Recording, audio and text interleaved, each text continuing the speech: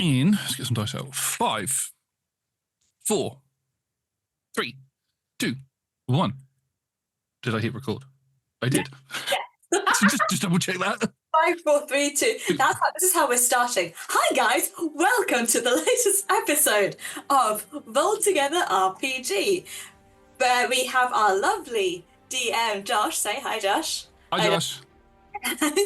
And me, Talia, and I am playing in this special one-on-one shot Zinmoira Lithram, who is apparently just, honestly, first steps, just mad at everyone, but when is that not normal? That is Moira to a T. Hello, everybody. That was a different intro for you all.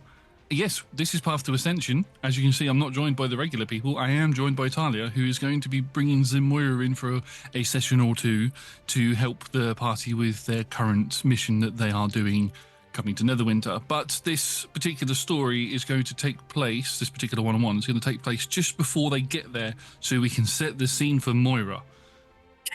Everybody knows I love doing these, so that's why we're doing it. But before we get into tonight's session, we have a couple of sponsors and supporters that we'd like to thank. We are proud to be sponsored by Phoenix Dice. You can go to phoenixdice.com to get yourself some clickety-clack Rathrocks, including some limited edition Roll Together dice, which I have right here. And if you use the code Roll Together, all caps, at checkout, you can get yourself 25% off of your purchase. We're also proud to be supported by Idle Champions of the Forgotten Realms. If you type in exclamation point code into chat right now, you'll get yourself a code for a free Electrum chest, which you can use to get items to power up your heroes as you collect them and battle through waves of monsters for free on various different devices, including fridges and freezers and microwaves, if you have the smart kind. We are also proud to be supported by Homie&theDude. They are a TTRPG group that make various different supplement books, not just for D&D, but for all kinds of different types of TTRPGs. They've got The Wandering Tavern and Scorched Basin, and if you want to check them out, you can follow the links in the chat or in the description below, and you can see if they have any other Kickstarters going on at this point. And if you're interested in buying any of their stuff, if you type in Roll Together, all caps at checkout, you can get 10% off of your purchase. Massive thank you to the D20 Club Dice Heads and other tiers on Patreon. They are fantastic. They are the best. You can join them from as little as one of your local currency per month, or one goat, which must be sent to Roll Together HQ because the kobolds need the goat, by following all of the links in chat or in the description below. Speaking of the description below, if you are watching us on YouTube, please do consider liking this video, subscribing to the channel, and commenting down below, because it helps the algorithm tell us what you like, so we know what to make more of for you.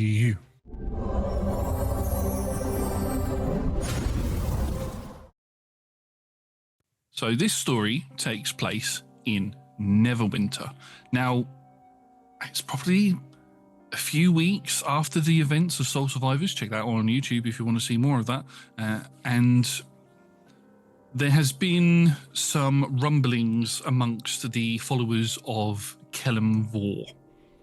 By rumblings, I mean somebody has kicked the bee's nest and is causing a bit of a stir amongst its people. That person is Zinmoira.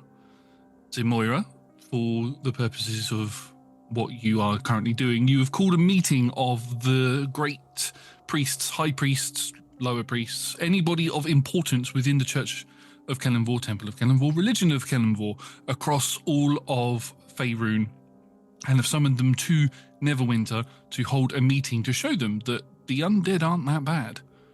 You've been given the blessing by Kelemvor, so you need to spread that amongst the people so they can stop, being horrible to the more sentient of the undead.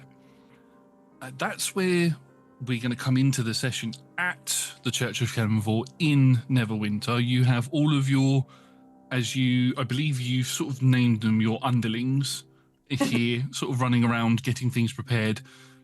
The church is full of other members from other churches and temples throughout Faerun. They've all arrived. Everybody is here. They're all congregating and talking amongst each other. Some of them are turning to give you snide looks because they're like, why is this high priest got the power to summon all of us here, blah blah blah, and all of that. Stood behind you, trying not to get mingled up with any of this, because he was never the head of the church while you were away. is your friend Jakarth, who is stood there leaning up against the wall, just making sure there's no trouble, with his arms crossed, just keeping an eye on everything around you that's going on. What would you, first of all, before I ask what you'd like to do, would you like to give a description of what Moira looks like for anybody who doesn't know who Moira is? Moira is a darker skinned, well, she used to be an elf at one point. Family of high elves. She is now a Dampier. She, darker skin, dark blue eyes, slightly purpley look. I like purple, okay? I think it's a fun colour. I agree, which is why it's the bad colour in our homebrew campaign. Oh, I think I like it. And again, purple hair. These were made, look, those two were made at very different times, and I didn't necessarily go that I had a fun theme until afterwards. Then, just slightly, her face is kind of like elegant but angular, as if it's just the bones have grown slightly sharper, and the eyes are slightly more sunken. Yeah. Look. Dark makeup around her eyes and mouth, tumbling down in the what seems to be like the formal wear of her church, but also modified to be ready for combat or battle at most times, that she was trained as a combat specialist, as well as not necessarily great at law research, but she's very good at supporting researchers. And asking useful questions to get their intelligent minds going. So she's going to be able to do a few different things. And currently, she is on her big-ass chair in her big-ass room going, "Shut the fuck up! Every single I said what I fucking said!" Everybody goes silent and sort of stops to look at you, and there's a couple of the more elderly high priests that look offended by the way that you've just spoken to them, because to them, they're older than you, so they're your superior, and they don't know how old you are. They don't know you're a Dampier. Spoiler alert for anybody who doesn't know that Moira's a Dampier. Moira's a Dampier. Dampier, and also really old. And really, really old. And but everybody is silent. Like some sort of command has been sort of cast over them that makes them go and stop and look at you. No magic has actually been cast, but there's an authority to your voice that makes them listen. And you just hear a slight snigger come from behind you as Jakarth is just leaning up against the wall, and he's just quietly laughing to himself at the fact that you've been able to command all these people to be quiet. You are absolute children. Both in age and also mind. You do as children do. You live within your small existence waiting for someone to guide you to the better path. I am here to guide you to the better path, and you better do it fucking willingly before I fucking make you. Yes, you! Grey guy with the beard. Yeah. Whatever your name is. It's Jonah, thank you. I am the one of the clerics for temple in town name Thornweld. Oh. Stop talking to your friend and fucking pay attention. I apologize, High Priest Lethram. Thank you. Do not have time or fucking energy for this. So seriously, our job is to go and stop the unsentient undead, to stop random lich lords from creating mass armies and trying to take over the world, and keeping our good people in good lives and letting to go to where they want to go. Sometimes the fate of the gods, or the fate of the will, is that they get to come back for a bit and do good things. That's not their fault. one of the sort of a wiry, weasel-looking high priest sort of leans forward so that he can be seen amongst the table. Sort of stands up as well to sort of proclaim his superiority over everybody in a way. But what does that? Where does that leave the reborn and the Dampier ones? You know, the ones that can't be controlled by liches, the ones that have their own minds. What do we do? What is our Lord's decree on them? Did you listen to the last couple of sentences I just fucking said? No. I am just gonna... Oh no, operate at him. Just teleport. I'm just gonna, as fast as I can, I'm just gonna be right in his face and just grabbing him. And it's with a supernatural agility and almost like shadows pull around you as you straight into his face. He's like, ugh! Tell me again, where you think that fucking leaves me? I apologize, High Priest of the Temple of Neverwinter. Bows his head and sits back down. You had a revelation? No. I don't think so. Nobody likes you. Not even our god. That's rather rude. It's true. I'm going to cast Zone of Truth and I'm going to let him do it. And just go, nobody likes you, not even our god.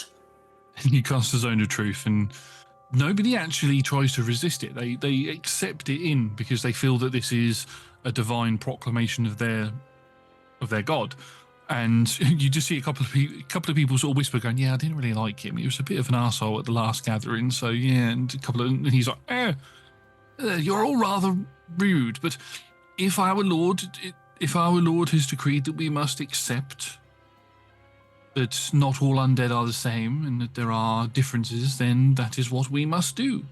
I'm not saying, and I just go back, that you treat them all like, oh, precious babies.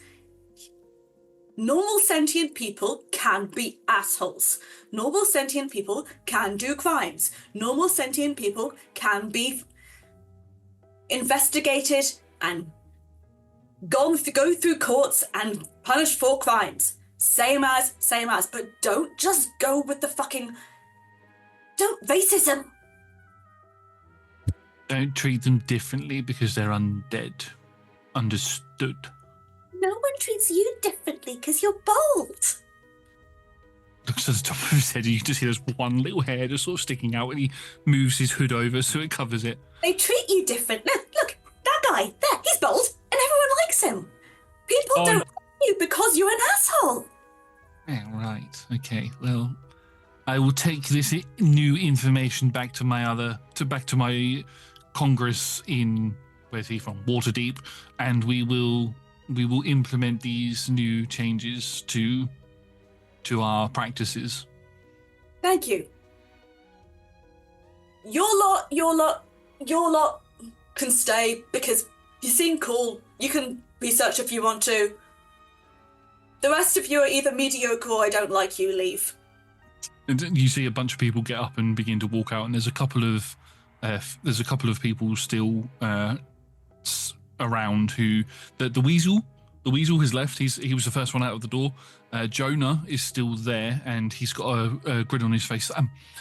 Thank you. I apologize for my rudeness by not listening by talking amongst some of my fellow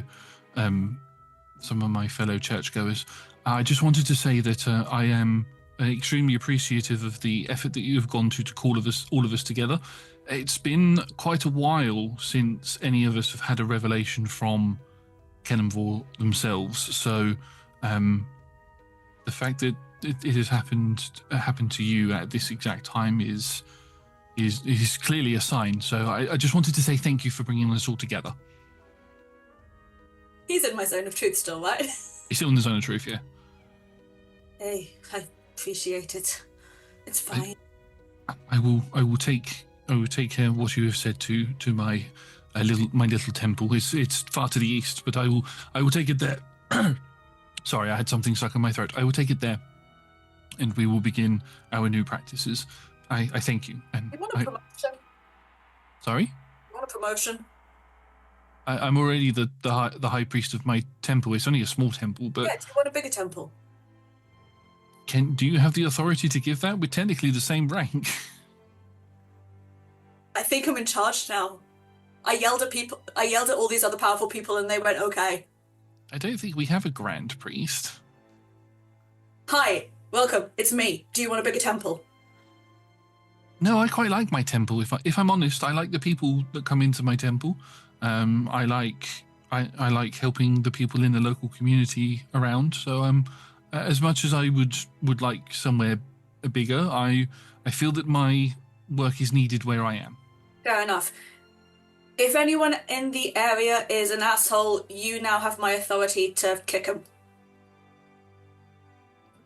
Thank you. I will go for the non-violent approach first, but if that doesn't work, then I will take your advice and I shall kick them. Kicking them is the non-violent approach. Okay. I shall take that on board. Thank you very much. And he gives you a very deep bow and walks out. And Jakarth going, I promoted myself again. I mean, the first promotion was needed anyway because this place was in shambles, but second one, I know it's been said before, but gives off cult leader vibes. Just be careful. I'm not a cult leader. Everyone else is just doing it wrong. That's true. Well, I'm glad that went smoothly and didn't go as badly as I thought it was going to go. Oh, like, about 5 of them are planning to assassinate me. Great. So I best make sure that I keep tabs on you then. Yeah. I'll speak to some of my contacts and make sure that we keep an eye on any suspicious figures coming into the town. They're already pretty stretched thin after the Thayan's event. It's fine. I have no idea what any of their names are, but I can give descriptions. Yeah. That's a weasel man. They're all really long, complicated names. I've got a feeling that some of them might be anagrams. I'm not 100% sure. People. Not really. No. Right, well, I don't mean to be rude, but I think I've been in this temple for long enough today. Are you all right if I go home? Sure. Might as well. Thank you. I will see you tomorrow morning. What was the plan again? We were going to go to the beach of Leviathan or something? I can't quite remember. Well, no, we were going to go see Amaryllis and Arcana. We were having dinner at your mum's, weren't we? Yes. I've also been in here so long. God, it's been a bit since I've been home, hasn't it? Well, I mean, we've been in these meetings for about a week now, so yeah. I'm going to be honest with you. I'm a bit sick of seeing these 4 walls. He sort of looks around the entire, because you're in the large part of the temple at the minute, where the public normally congregate. I'll tell you what. Do you want to go get a drink, or? Let me get out of the. It'll take me 2 seconds. Let me get out of at least the top layer of the formal wear. It is. You can tell that some of that absolute bitch was so full of herself because you can't do anything and it just makes you look important, but it's so impractical. That's fair. I'll wait outside for you. It's fine. And it just starts taking off a couple of the outer robes, like all of this like lighter things. I'm just like, what the fuck is this for? He's like, why am I wearing? And you watch as Jakarth walks out. The entire time, Jakarth was wearing a cleric tabard type thing to sort of blend in as one of the underlings, so that suspicion wasn't raised. Why have you got a mercenary here, sort of thing? So he sort of wore that at your behest, but he's taken that off now, and he's quickly chucked that to one side as he's walked out. He's had enough of it. Put it in the laundry chute. Oh, right, sorry. Sort of bundles it up and does a basketball thing across the thing, and it lands in the laundry. Like when you're DMing your own character as a PC, and they're like, yes, and they automatically succeed at this cool thing. He's awesome. He walks out the door and he's outside. So you're in the church on your own. All of your underlings, again as we call them, they've all dissipated and gone to the back rooms to prepare for evening service and everything. The temple, church, either temple, let's call it temple, it will reopen for evening service tonight, so the public can come in and do their evening prayers and things.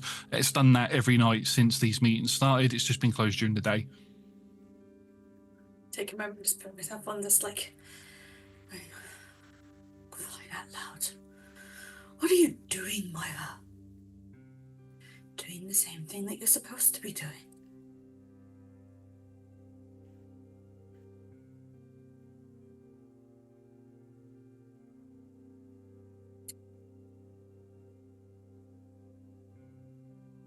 Came back from the mines to go see what was there and take over because it needs to be done. And automatically thrown into a new thing with the Bane, and now it's this. Just need some calm and some quiet so I can also read a good book on how to be a successful manager without threatening people.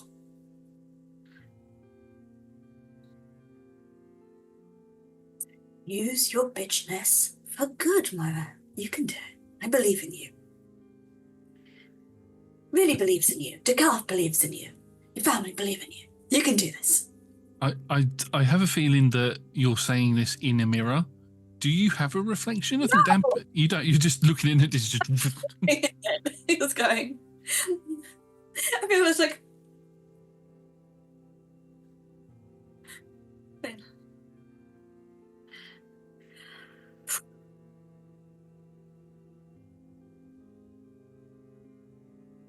There is a reason why her makeup is so thick. That's fair. Muscle memory, not necessarily. Alright, let's go. Let's go. You walk outside and Jakarth is just literally just stood outside the door waiting for you. Right, what are you feeling? Are you feeling the beach Leviathan or somewhere else? Or we could go, I don't mind where we go. What do you fancy? Somewhere new. Sure, we can go somewhere new. Let's just go for a walk and find out. Yeah, I think we've been to all of the taverns around in Neverwinter anyway, but actually, there's this place outside of Neverwinter, just outside because of all of the guild rules and all of that sort of stuff, called Beholder Burger. Do you fancy getting a burger? because they do them extra rare. Apparently, they can be really. They do them however you want, and the spice level is top notch. I think I'm getting a really spicy one. And they do alcohol as well if we want to drink. Oh. You do remember I don't actually eat, right? The drink is fine. Yeah, let's go for the drink. Yeah. That's a question that I've never... And obviously tell me if this is too personal, but can you eat? Or do you...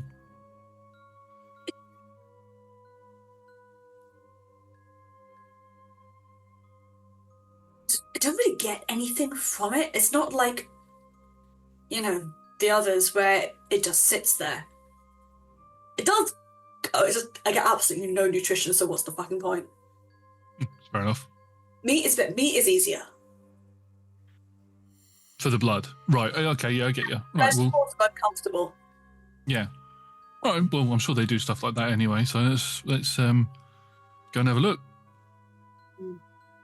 Maybe we'll pick something up for Amaryllis and Arcana as well. And Hera. Oh, I don't know. Oh, let me send.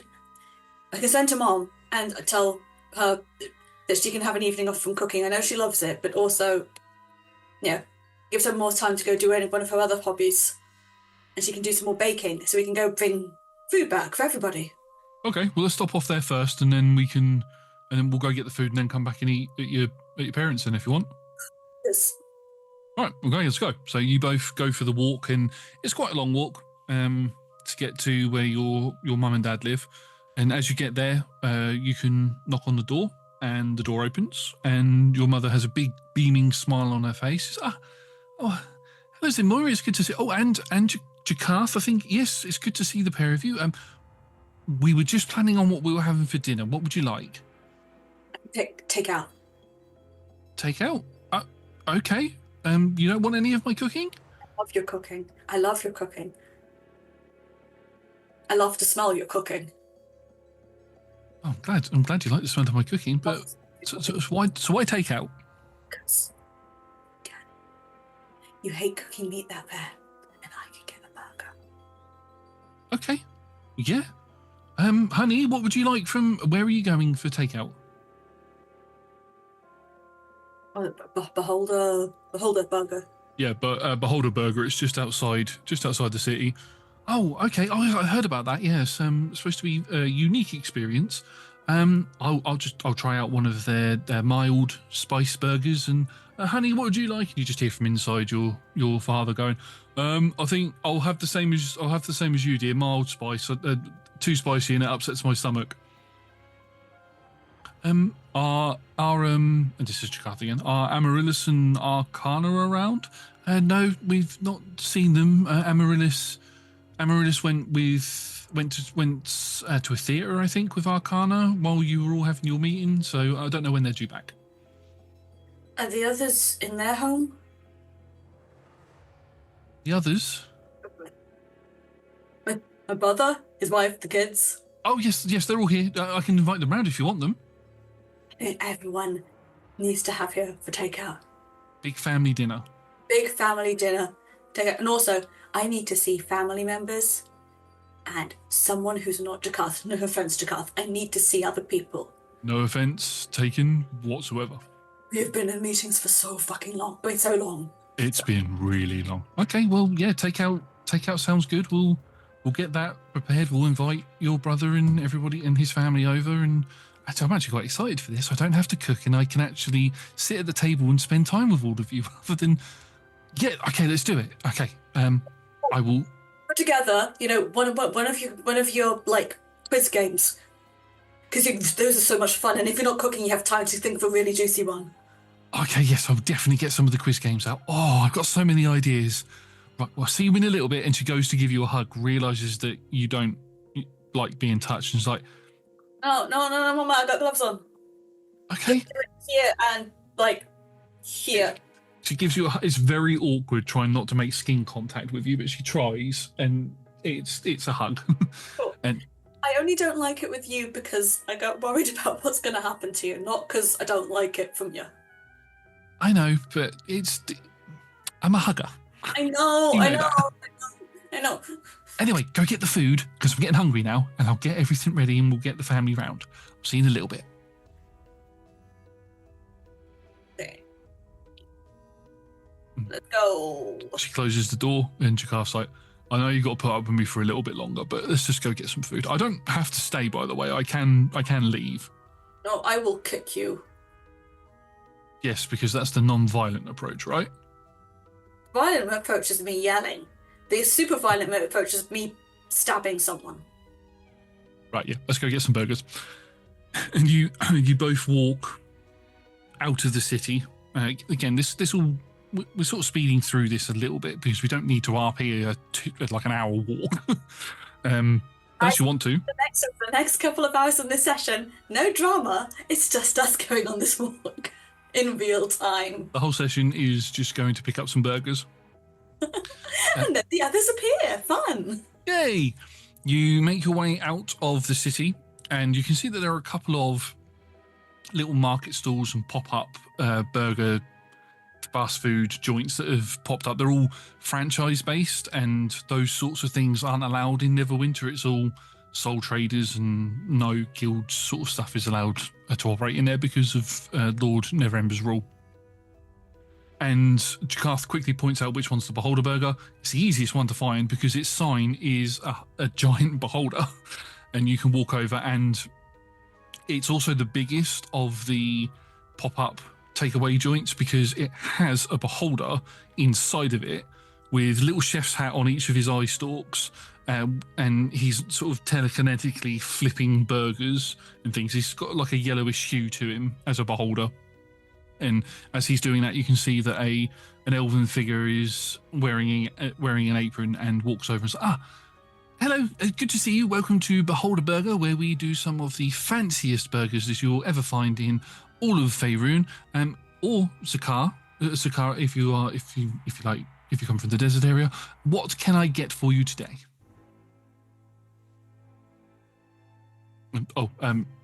We'd like 2 of the mild burgers. I'm going to take an extra spicy. Moira, you said you wanted a... Absolutely plain, really, really raw. Absolutely plain, really. Yes, we can do that for you. Extra blood? Please. Extra bloody? Yeah, we get quite a few people who like the extra bloody ones. I'll write that down. And then we didn't do it earlier, but we'll assume that your mother gave you what your brother would and his family would order. So that's all ordered as well. And it comes with chips and everything as well, or fries, depending on where you're from. Minnie Miles, the sister-in-law, gets a medium spicy. Yeah. This is well built, people. Something. And Jakarth pays for all of the food, and you even picked up some extra bits for Arcana and Amaryllis and Hera if any of them do turn up, as well as Tessalin. I'm going over all the people that Jakarth and Moira have worked with throughout all of the different campaigns, so you get food for everyone. Salin's really rare coming over, but does come over sometimes now and then. When they're not adventuring, because I think they've taken a bit to going on their own little adventures to sort of help the Abale along. So very rarely around. But yeah, you can make your way back to your mother's house. Your family are all there. They're all round the table. Arcana and Amaryllis still aren't there. They're at the theatre. It's like dinner time, so they're probably at a late night showing anyway. So I think they're at the Blue Lake Theatre.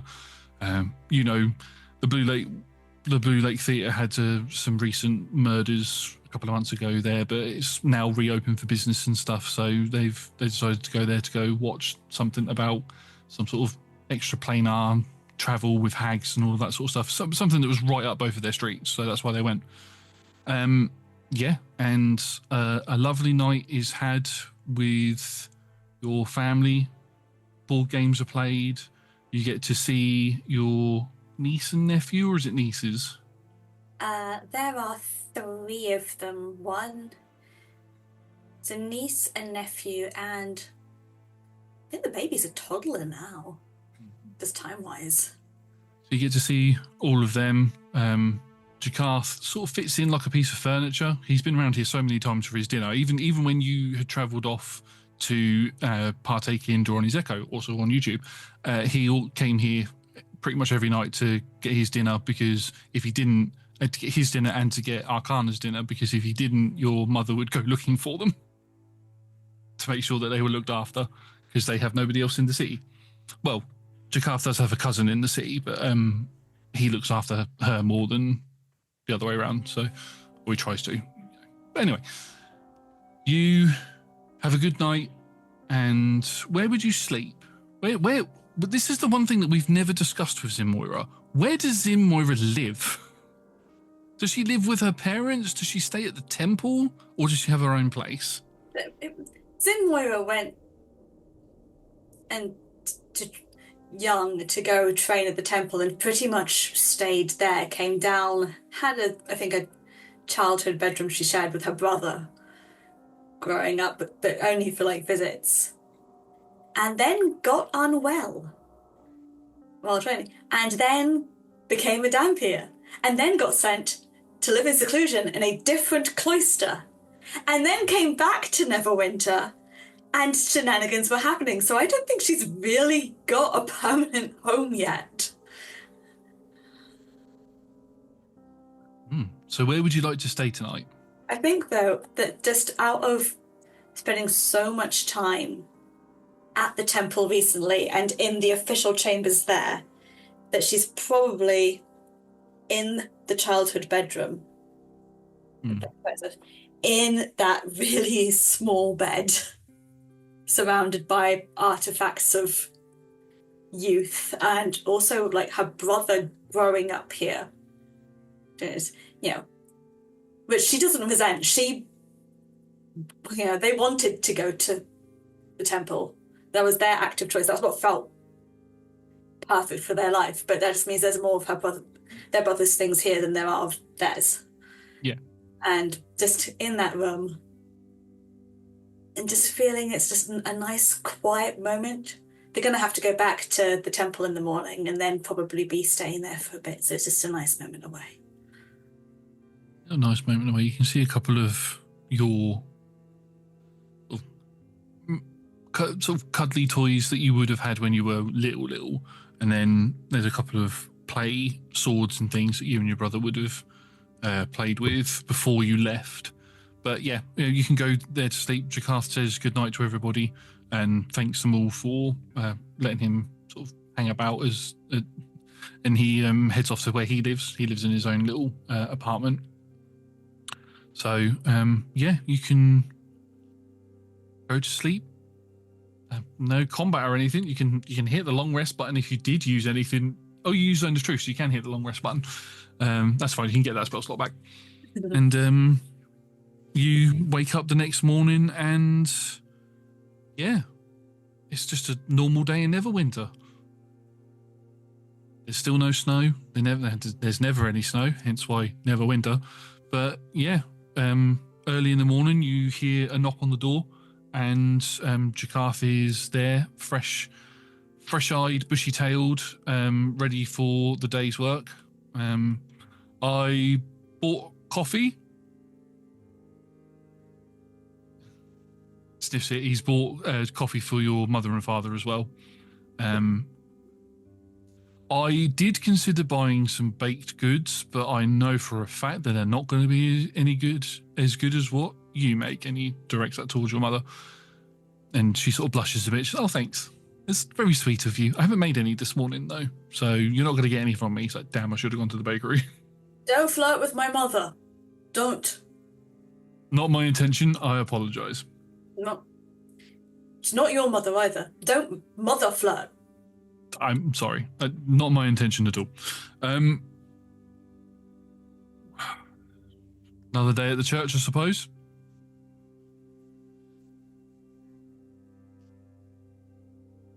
Sorry? Nothing.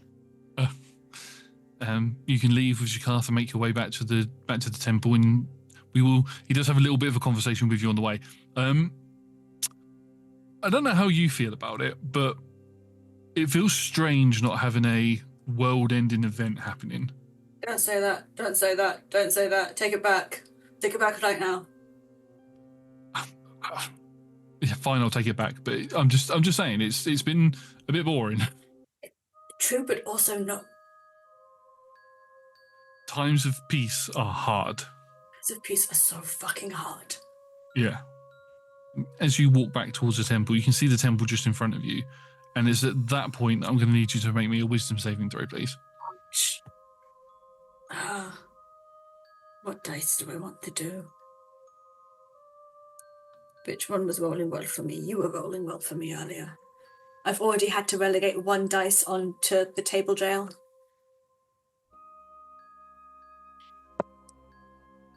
29. Oh my god. Okay. Plus 10. Well, the wisdom saving throw was to see if you were going to pass out from what happened or what's about to happen, which yeah, I don't. But as you're both walking up towards the temple, and you can see it sort of with the sun coming up behind it, this wave of energy sort of exudes from somewhere off in the distance. You're not sure where.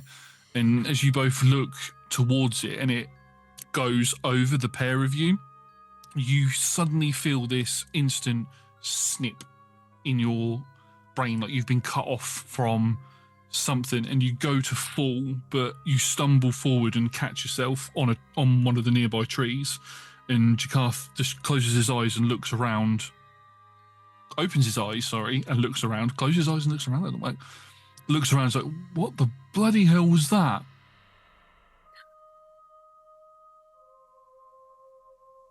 God. You feel empty and lost. It's all gone. What's gone? Everything? What do you mean?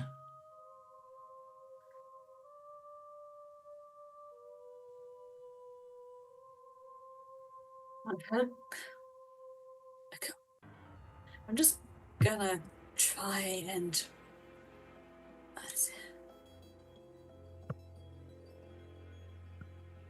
just cast a little bit of thaumaturgy, just light up my fingers just to kind of give myself a bit of calm and focus. A small spark of magic goes to leave your fingertips, but it fizzles out, and you try to cast a spell and nothing happens. You're not able to channel any magical energy into you. What the? Hang on a minute. Moira, correct me if I'm wrong, but you normally wear something that shows the symbol of Kenmvor on it, right? Yes. You're just wearing basic armor. When did that change? You were wearing it a second ago. Okay, that's still there. It's the connection to everything. Like, my magic. My god, I can't feel it. What the hell's got... Alright, I think we need to get to the church and see what's going on. So, it's gonna look... Has anything changed about Jakarth? Jakarth looks pretty much the exact same as what he did before. Actually, there is one thing you do notice, and a feature of Jakarth that stands out very prominently is that he has red scales going down from his forehead, the sides of his forehead down, the sides of his face down his neck, and one of his arms is completely draconic while the other one has got scales on it. It doesn't look like he's got any scales on him at all. You look at face. Wait, what? Hang on. Where's all the... What the hell is going on?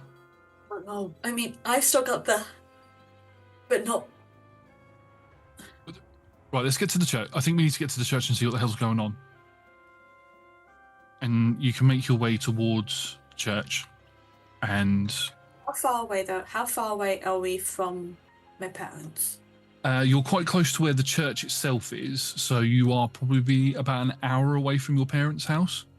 I'm just thinking to myself, okay, get there, send a runner.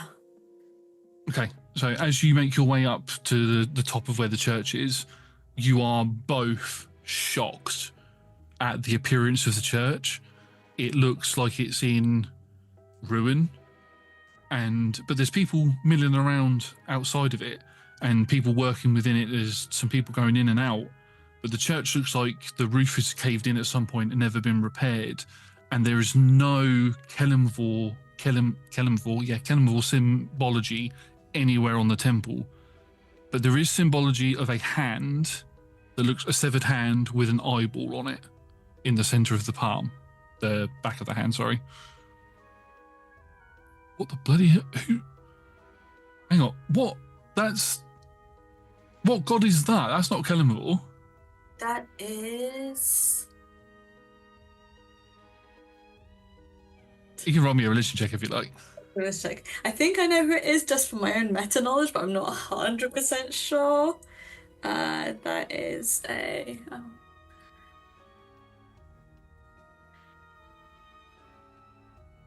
That is a 24. 24. So that is still quite a high roll. And for Talia and the audience's knowledge, this is the symbol for Vecna. However, Moira doesn't know who Vecna is because Roll Together's version of Vecna hasn't ascended to godhood yet. So he's not worshipped by anybody at the minute. So you have no idea whose symbol this is. It feels... I'm going to say it's maybe a metaphor. I had kind of adopted the nice red wizards. The Thanes, yeah. Maybe they were at one point showing me in a book and it was just like people to watch out for.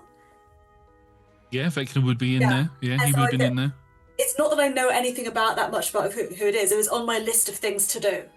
But I know it's if the red wizards are kind of concerned about this, that is someone dangerous. He's an unaffiliated lich, yeah, and he probably does have his. He's trying to ascend to godhood, so he would have his own symbol. So yeah, I would say with that 24, you recognise that from looking at their notes and things and learning from them before they left. Do you know if any of your contacts? Come here. Yep. Talked about a man, a guy, a person, Vecna. It's not a name that I know, but yeah, I can go and see if I can get some word. Something strange is happening, and I don't think we should split up. Yeah, ascending to lichdom, and in my fucking temple. As you shout that, the people who are clearly cult Vecna people stop and turn to look at you, and you just hear, "It's her! It's the traitor! Gah!" And you watch as two people run towards you with fangs sticking out, blood red eyes as they charge towards you. I'm going to need you to roll me some initiative, please. Shit. Maybe don't be so mad at people. Will Moira ever learn? No, Moira is not a strategist. The way that my other girl is. That is a 19. 19. And the other one, oh, that's not so good. And then one other person in this combat who stood right next to you and rolled exactly one underneath you. Hey. Even though he has a +5. Okay, so that is too big. There we go. As the combat begins, these two figures, quite clearly vampires. You're not sure if they're full vampires or spawns, but they are wearing the symbols to Kenenvor. Not Kenenvor, sorry, to Vecna. They charge towards you.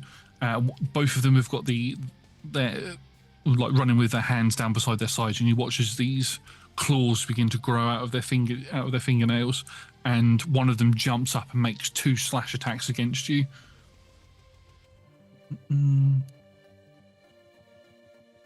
The first attack is going to be a 19 to hit you. That is going to hit. That is my AC. So that's going to be 6 points of slashing damage as this one scratches across your jawline and across your neck. And do you bleed? Yeah. Yeah, there's a little bit of blood trickles out as it scratches across, and then it goes for another sweep with the other claw. Oh my god, that's going to be a 23 to hit. Yes. As it goes to sweep with the other one, instead of actually scratching you, it grabs you by the throat and lifts you off of the ground a little bit. It's choosing to not deal any damage, to grapple you instead. Fun for them. Yes. Fun.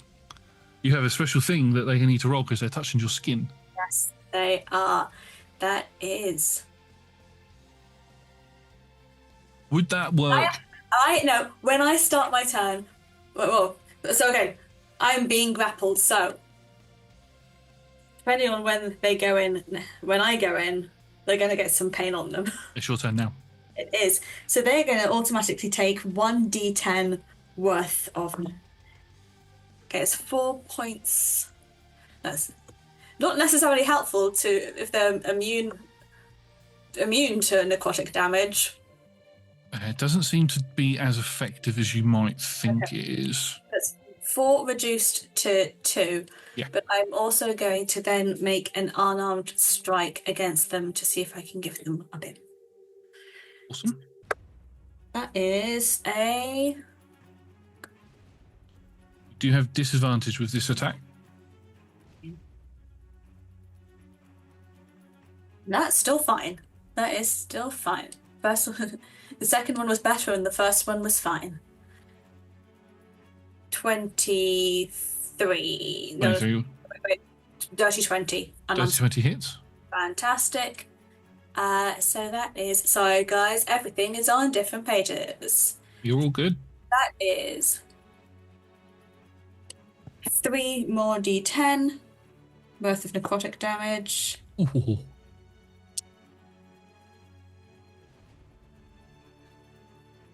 16 points of necrotic damage. Damn. So that'll be half to 8. That's plus the 2 bludgeoning damage of me just slapping them. Nice. So you deal this damage to them. They pull their hand back slightly from the little bit of necrotic damage that affected them at the beginning of the turn. But when you then clock them one, their jaw hyperextends and then cracks back into place. They look like they took a hit from it. Doesn't look like it was as effective as it should have been, but it was still a hit. Fantastic.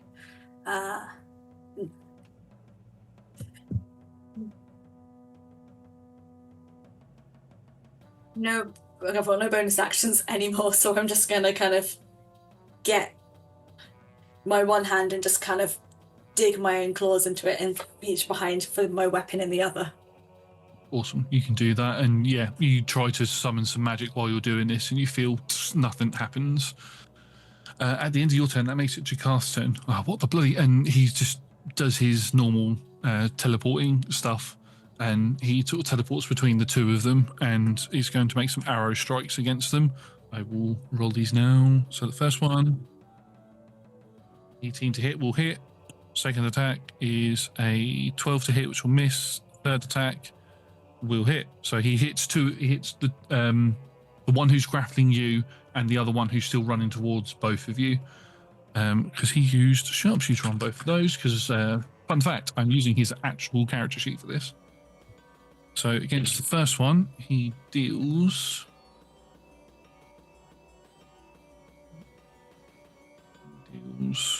19 points of damage, which is the one that you're currently fighting. So that will take that down to... Wow, math in my head. That much. And the other one, it's going to deal 20 points of damage. So it takes it down to that much.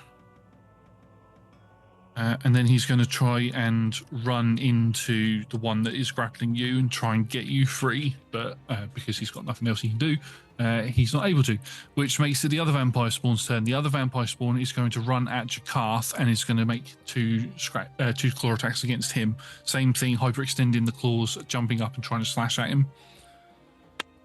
The first attack is going to be a 15 to hit, which misses. And the second attack is going to be a 10 to hit, which misses. So as they go to strike, his Jakarth's ability to teleport around means that he just dodges out of the way of the attack as he grabs the arm of the one that's currently got you grappled, which means we move to the top of the round and it is that one's turn. It pulls you in close and sniffs at your neck. So it's true. One of us is a traitor. There's no point me biting you. I might as well just kill you now. And he's going to make claw attacks against you. He does not have advantage against you with this, though, just looking at the new grapple rules. So this will just be 2 claw attacks. That's a 16 to hit, which I believe misses. And I rolled 2 10s, so that's 2 16s to hit. Misses. Yep, so he goes to... And I think with the help of Jakarth sort of tugging on the arm, along with your punch that you've done, you're sort of fighting against this, he misses both of his attacks, and that will make it your turn, Moira. Fantastic. So I am going to... See, the thing about a whip is that you just have to have the handle part near you. The rest of it can reach and whip round. So I'm going to try and essentially angle it to whip at the back of him. That's awesome. Go for it. That is a dirty 20 again. That will hit. Fantastic. So, this does... I know what my stuff does. Oh, so that is... Oh, it's not necessarily that strong on its own. Yay! So, that is 4, 8, 12 points of slashing damage the creature is slowed. Here's the thing. Here's the question. If a creature takes damage from one of my weapon attacks, I can also deal radiant damage. This isn't a spell. This is just a fancy feat thing that I could do because I want to know, can I still do it? Is it a cleric feature or is it a feat that you've taken separately? If it's a cleric feature, you haven't got access to it. Fine. Cool. Honestly, though, good to know. That's why I asked at the end, rather than depending on it. Yeah, that's fair. But yeah, you make the attack like thinking the Blessing of Cannonball is going to help me with this strike, and the whip, it looks like you're just going to whip it to the floor, but the way that you angle your wrist, it causes the whip to travel up around and smack this guy in the back of the head, and he falls forward a little bit. It's normally an action to try and break a grapple, but I'm going to allow you to attempt it now because you've hit him with an attack. Fantastic. It is a strength saving throw, I believe. Let me just double check. But I rolled a natural 17. Yep, you break the grapple. Fantastic. You fall to the floor, and you weren't that high off the ground anyway, but you fall to the floor and you are now free of his grip. Is there anything? Let's fucking run. Okay, let's run. And you're going to run away, yeah? There's literally no point fighting this thing when we are. I'm not a strategist, but even I know that much. And since my signature move of raid in the middle with spiritual guardians is not a valid one that right now, I want to go home and see if the others are all okay. Okay, so you go to run away. It is going to make an attack of opportunity against you. For a 24 to hit. It's not going to try and grapple you. It's just slashing out at you because it wasn't expecting you to run.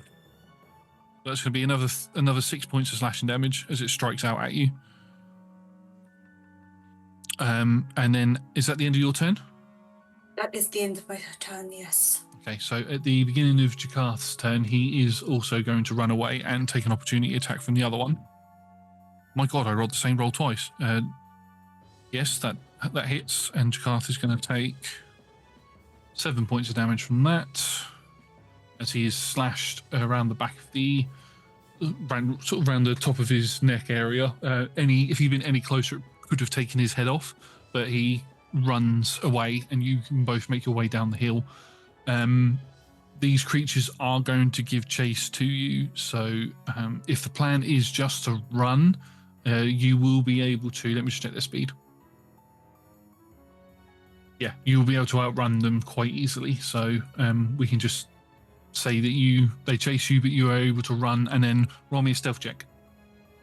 Yeah, I'm going to do a whole bunch of spider climb as well, just to kind of go over.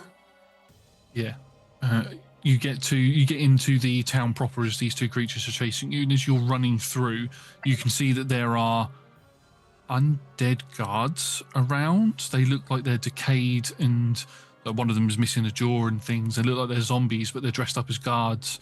And you can see that there are civilians walking around, but they just look absolutely miserable and drained of most of their life force. Some of them have got puncture wounds on their neck. Others have got bite marks on them and missing parts of their limbs and things from where they may have been chewed on. But as you're running, Jakarth goes, dip into this alleyway quickly.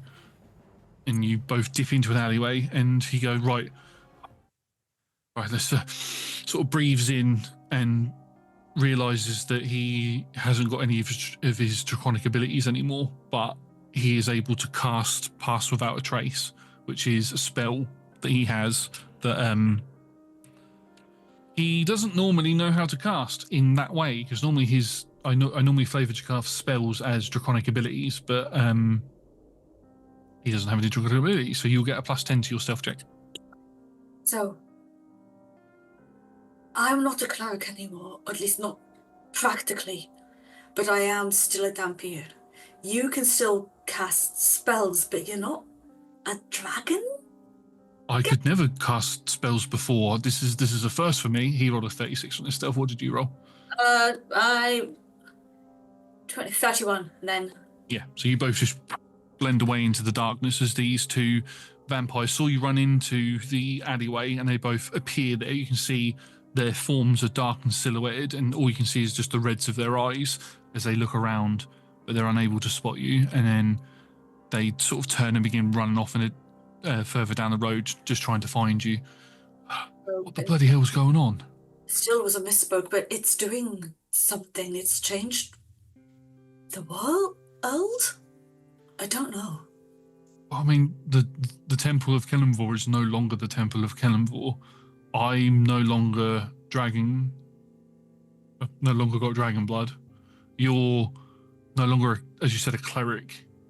What else has happened here? I don't know. We need to... Really, in an Arcana, we need, like... No offense to either of us, but we're not the smart ones. Not the research smart. No, definitely not. Like, we're wiser than they are, but not the ones who know where all the lore is. We just need to make it work. And undead is kind of really his wheelhouse, so... Yeah. Let's... I mean, they should be back at your mother and father's by now, surely. Yeah, let's... I hope that nothing bad's happened down there. They don't... We should check with the other temples afterwards, see if they've changed. Okay. Right, let's go. Stay close to me, and this will keep us stealthed. I'm a fucking traitor? Who did I betray? How? I've got no idea.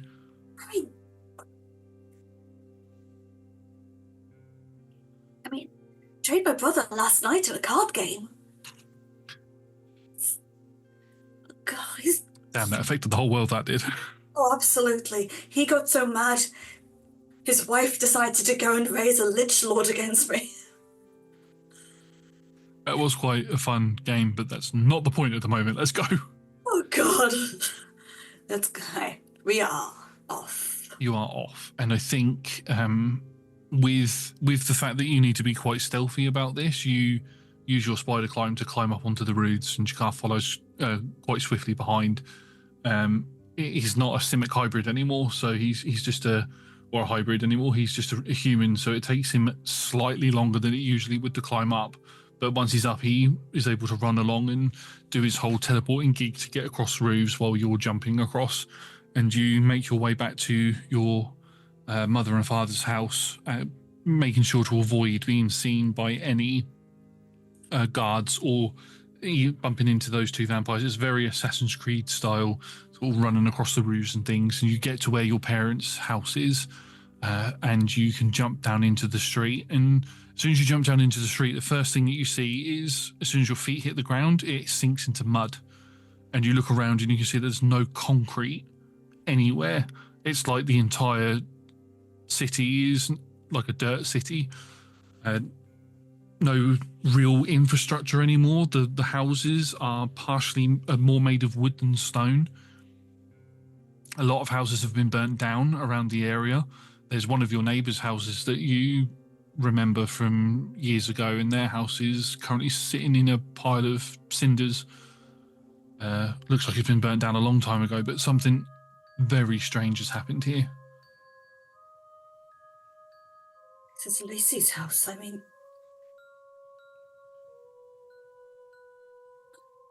it's been the book club with Mama. But I don't... Gone for such a long time, and it was there yesterday, this morning. I've got no idea what's going on. Let's just knock on the door and find out, see if your parents are okay. Walk up to the door and knock on the door, and you hear a little bit of rummaging around inside, and the door creaks open slightly. You can see there's a chain across the top, like a hook and eye type thing, which your mother doesn't, your parents don't normally have. And as that locks into place, as it fully extends, you can see your mother's face just appears in the doorway. She looks gaunt, like she hasn't eaten for quite a long time. Her hair is matted up against the side of her face, and her eyes go wide as she sees you. What are you doing here? In view, are you okay? What? Everything's just fucking, sorry language, changed. Like all this, you don't, You were fine this morning. What the fuck happened? I haven't seen you for years. You shouldn't be here. What? Mama! Don't call me that. She shuts the door. Oh, Mama, I'm just gonna... Mama! I was here this morning. What happened? You just hear like a light whimper come from behind the door. There's a window? Yeah, there's a window. And see if I can jimmy open and climb through a window. Yeah. You open the window and you begin to climb through it, and the door opens again. She's like, don't do that. She closes the door again. You hear the hook unlock, and she opens the door fully. Quickly get in here before somebody sees you doing that.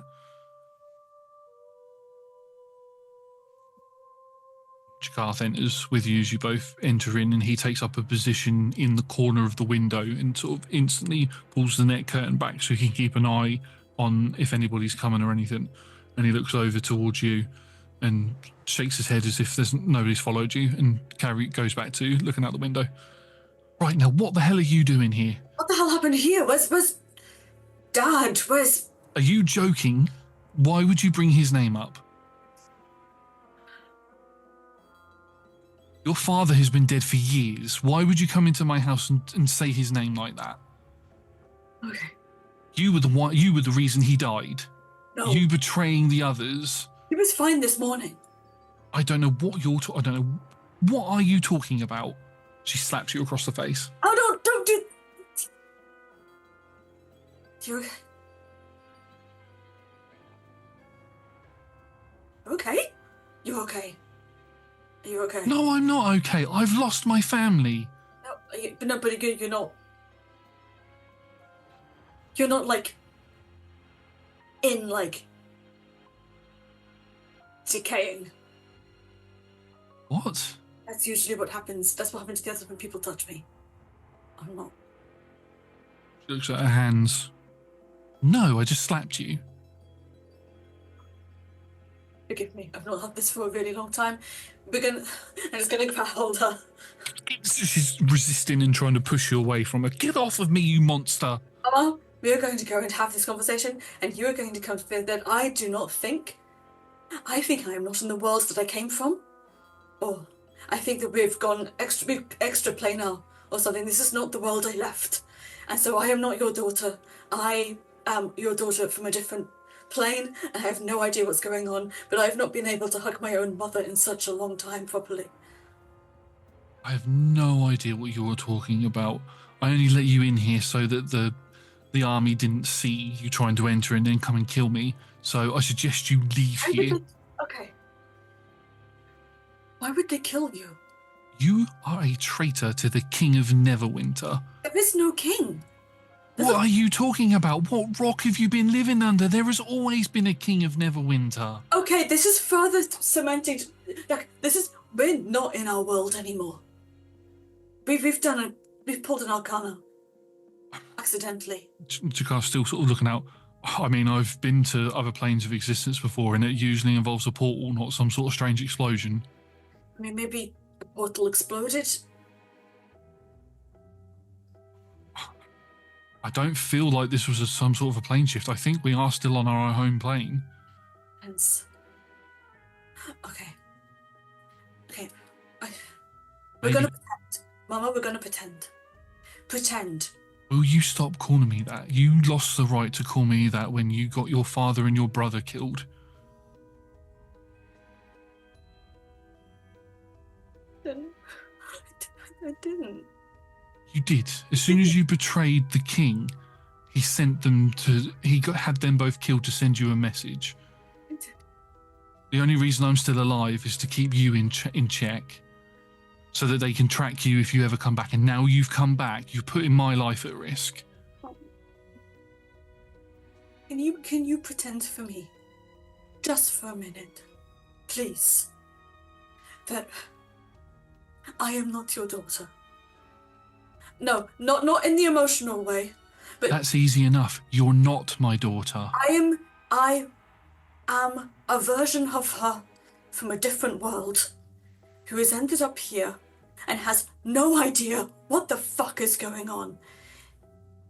Whether it's that or memory loss, the best way for this me to keep you safe is to know what you think I should know. Just straight, without yelling at me, because if it was me, then I've been dreaming a nightmare and this is different, or if it is a world change or something. But this me does not know what you think I need to know. I have no idea what it is, what you're talking about. I don't know what you've taken or whose blood you've drank or whatever nonsense it is that you get up to, but you need to leave here. I am done talking to you. I'm not putting my life at risk any longer.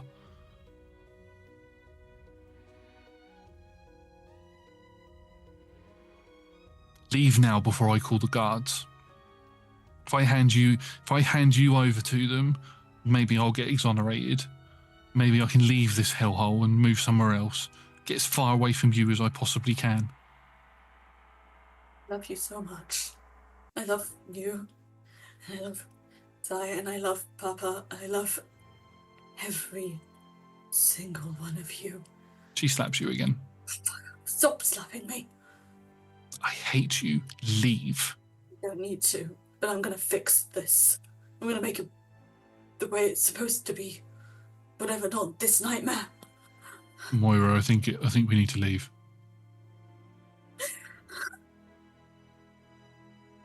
You're about to attack him, I'm about to have a fucking breakdown. Right. Jakar seems a bit unsure on what to say. He's, goodbye. Let's go. Let's go out the back. Come on. And you both leave. Your mother just shuts the door behind you, just falls to the floor and starts crying, and you can hear loud wailing coming from inside the house. As you leave and you're in sort of like your back garden area, Jakar stops. The fences are quite high here. There's very small garden spaces in Neverwinter, no matter what universe you're in. And where are we gonna go? Do you want to check on yours? Or pretend it's not happening? I could go check to see if Zana's there at her shop. We could go see if my apartment is still my apartment. We could go check in on the Harpers to see if they know who we are. But I've got a feeling that you're a fugitive. That's clear. But I don't know what is going on. I don't know. My worst fucking nightmare is them all dying because of me, and apparently in this nightmare land that's happened, and there was no sign of anybody else. She didn't mention any of our friends. It's like they didn't exist to her. I think we have to assume that they're not here. I didn't see any signs of Amaryllis's spell components or anything around, or any of Arcana's technology around the house or anything like that. So both fucking scatter. They are the messiest people I have ever met. Exactly. We have to be on our. We must be on. Who is the King of Neverwinter? Oh, this is the problem. If it was just me, or just you, I would go, okay, I'm insane. I've had a great big memory loss. I've had an accident, and what I thought was good times was just a dreamland, and actually you're in this with me. Well, I've got no idea why, but right, I think our best. You touch me. Mama could touch me. You touch me. Touches your face. Does the sort of jokey, slaps both of your cheeks on the side. Nothing happens to him. That's strange though, because when you touched, or when the undead touched you, the two vampires, or one of the vampires, you hurt them, but it didn't hurt me or your mother. Does that mean that, is it changed that you can only hurt undead? Do it again. Wait, no. Do you mind getting it? You were fine getting a potential accidental pain again before. Do it again. Sort of, this time, instead of slapping your cheeks or anything, he just goes bonk on the forehead. I'm gonna try and do it deliberately, but just like a single D10. Okay, make me an Arcana check to see if you can injure a living creature. Yeah.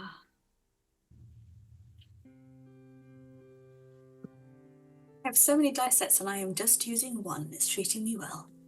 25. 25. Okay, that's high enough. So you can roll a d10 to hurt your calf. Want to roll? Okay, only 3. I wanted to roll low on this one. That's fine. Yeah, you do 3 points of damage to him, and he sort of pulls his finger away. It's almost like a static shock, but you can see a little bit of the necrotic energy sort of pulls along the top of his finger and then fades away. It's almost like when your fingers go really red and you push down on it and move away, and it goes back to its normal color.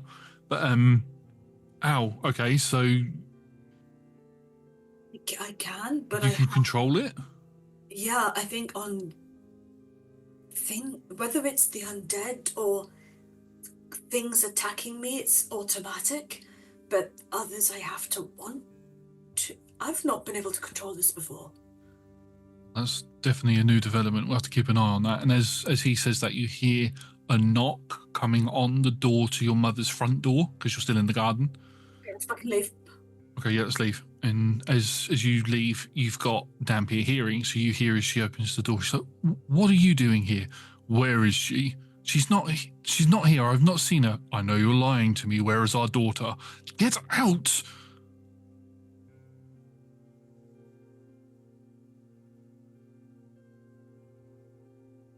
I kind of just like pause on the other side of the wall going, "Wait, what? Wait. What? What is that?" Just kind of try and go and listen to a bit more. She's not here. If you have disobeyed our king and let them in here, sorry. If you disobeyed our king and let them in here, you will be killed for this. You know this, right? She has not been here, I swear. You watch as the back door opens. The pass without a trace is still up, so you both hop over the other side of the fence and you look through and you can see stepping out of the house with your mother he's got his hand on the back of her neck, sort of pulling her out, is your father. Red eyes, fangs sticking out, and following behind her is your brother. And they're, again, the same sort of appearance, very gaunt looking. Your brother actually looks slightly different. He looks like he's a vampire, your father, but your brother, as he comes out, he's sort of hunched over a little bit, and his hands are curled up within his chest. He's got long claws. He's got fangs similar to a vampire's, but his hair is sort of fallen out and matted, and his head's twisted to the side. You are an expert in undead. He looks more like a ghoul than he does a vampire, and he's just moving around and sniffing, being used like a guard dog type thing or a bloodhound, sniffing around, and he looks directly in your direction. Doesn't see you because the stealth is that high, but can smell you and begins making his way over. You watch as your father picks your mother up by the neck and throws her back into the house, and then begins making his way over towards where you are. What would you like to do before we go to break?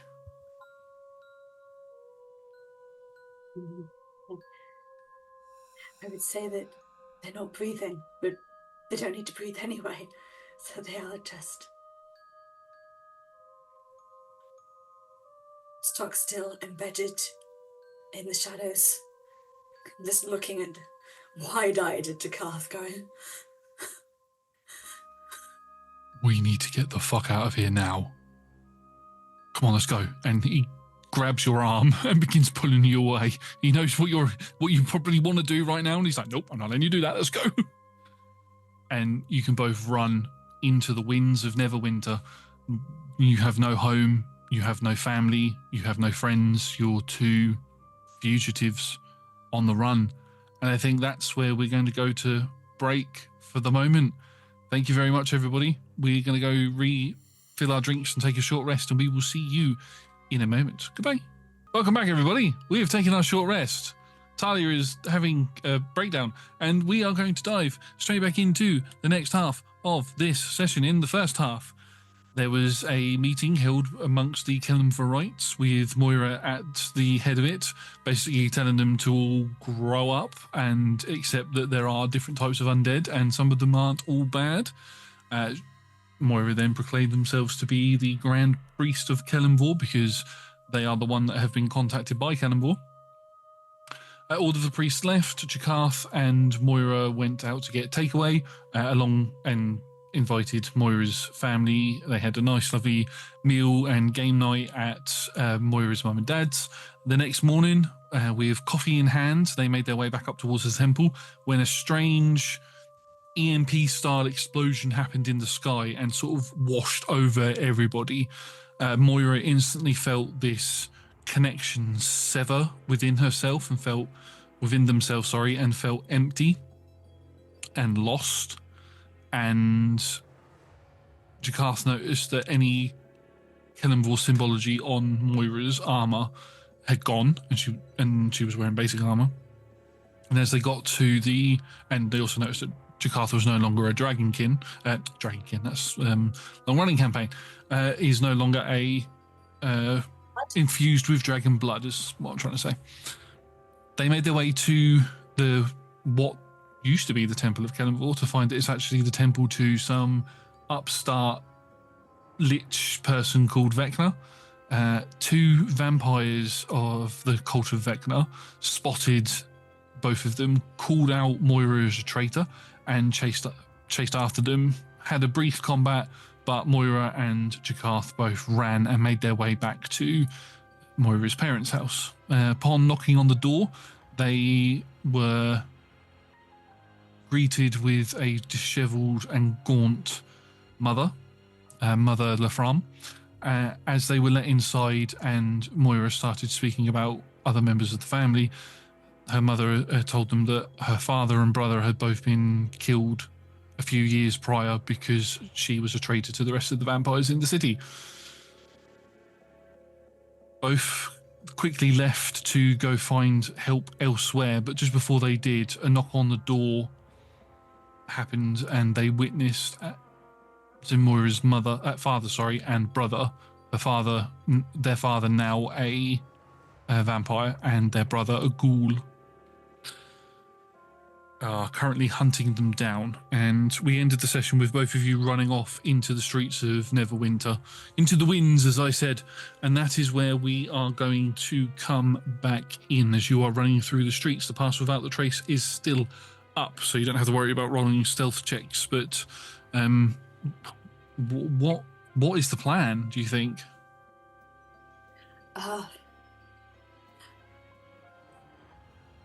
At the moment, Jakarth is in charge of the running.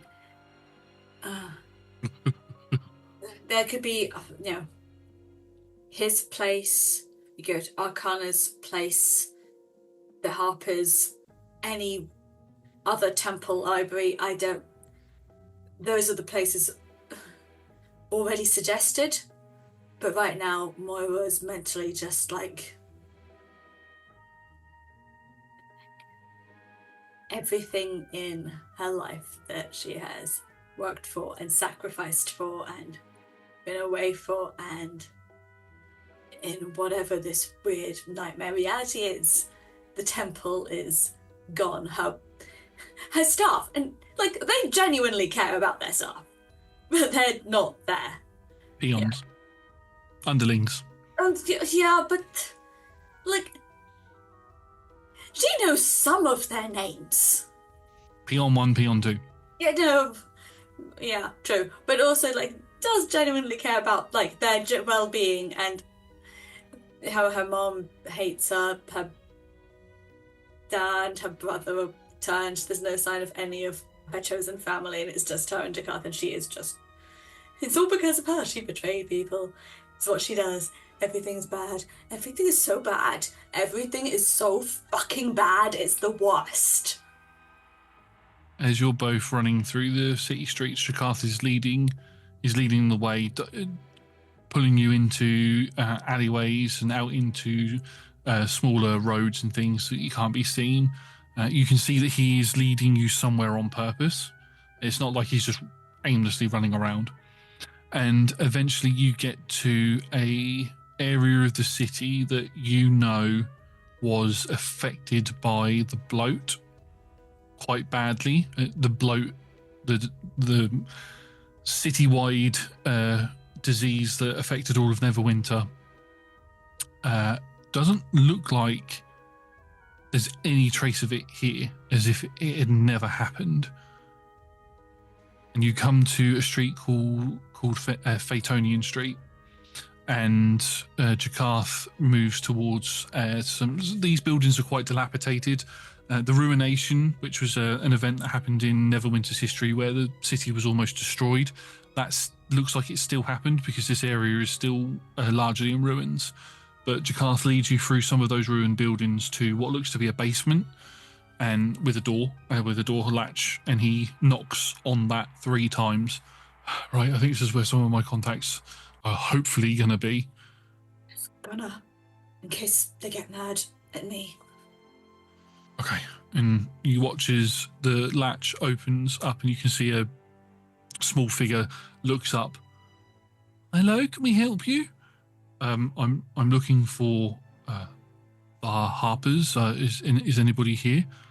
There's nobody here by that name, I'm sorry. And they go to close it again, but Jakarth quickly sticks his hand underneath, and realising he hasn't got scales anymore and his fingers nearly get crushed, he's like, ow, ow, oh, yeah, sort of pulls it up a little bit. Hang on. There's no Harpers? No, there's no Harpers around here, just a resistor. Oh, no, I shouldn't have said that. Bye. And the lid shuts, but you don't hear a lock or anything, and runs off. Bloody fingers. Resistance, maybe? Insight checking the half mumbled comment, like, is this a trap? Yeah, you can insight check it. Alright, that's not great. I rolled a natural 4, but that is a 14. Oh, wow, okay. Even rolling a 4, that's still high enough for you to realise that the person that had opened it was a child, and they didn't seem to be telling. It looks like they weren't supposed to say what they said, which is why they ran away. But they didn't see you, they only saw Jakarth. I'll follow you, darling, but I think you gotta take lead. Okay, well, let's just hope that these ones are friendly. And he pulls the hatch open and begins to climb down, and you can follow in behind, and you're in a dark tunnel. The tunnel itself is very contained. It's almost like a mining tunnel, so you have to crouch down and sort of shimmy along in order, not on your hands and feet or anything like that, but you have to get down quite low to move. And you can see Jakarth sort of stops himself before it enters in and takes a deep breath. I always hated going through these tunnels. It's not that bad. What's the worst that can happen? I know, but it's just the feeling of a tight space falling in around you is not my ideal. It's not ideal for me. And he sort of holds his hand back. He's like, I wouldn't normally ask, but do you mind? God, you did it first. So I'm not the one that had to hold hands. I'm just saying I'm not the one that had to do it first, as I just hold that really tight. I fully expect you to not let me hear the end of this, but I appreciate you for being helpful. And he kind of pulls himself through. I'm taking no pleasure in this whatsoever. I'm not finding any comfort. You can just about see the side of Jakarth's face, and you can see that his eyes are shut as he's moving through this tunnel. But it is a very straight tunnel. There's no offshoots or anything like that, but he's got his eyes shut the entire way through. But he's squeezing your hand incredibly tightly. But eventually you come out into an opening, and he comes out first, lets go of your hand, and you can come out as well. And you can see that you're in a large, probably basement-like area, but it's huge. Probably you're underneath what was probably a mansion or something, like a cellar. There we go, like a wine cellar type thing.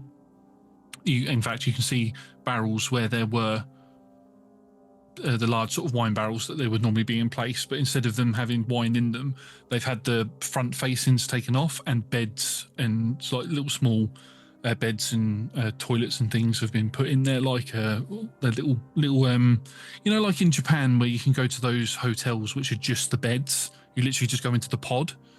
Have you ever seen those on TV? Yeah, both fun tourist attraction and terrible thing about Japan's work culture. Yeah, but that's basically what they've got here to save on space. They've got four in each barrel, so they take up a section each, and that's where people go in to sleep. And you can see there are lots of civilians here, and as you walk in and everybody sort of turns to look, they pay no attention to the fact that Jakarta's there.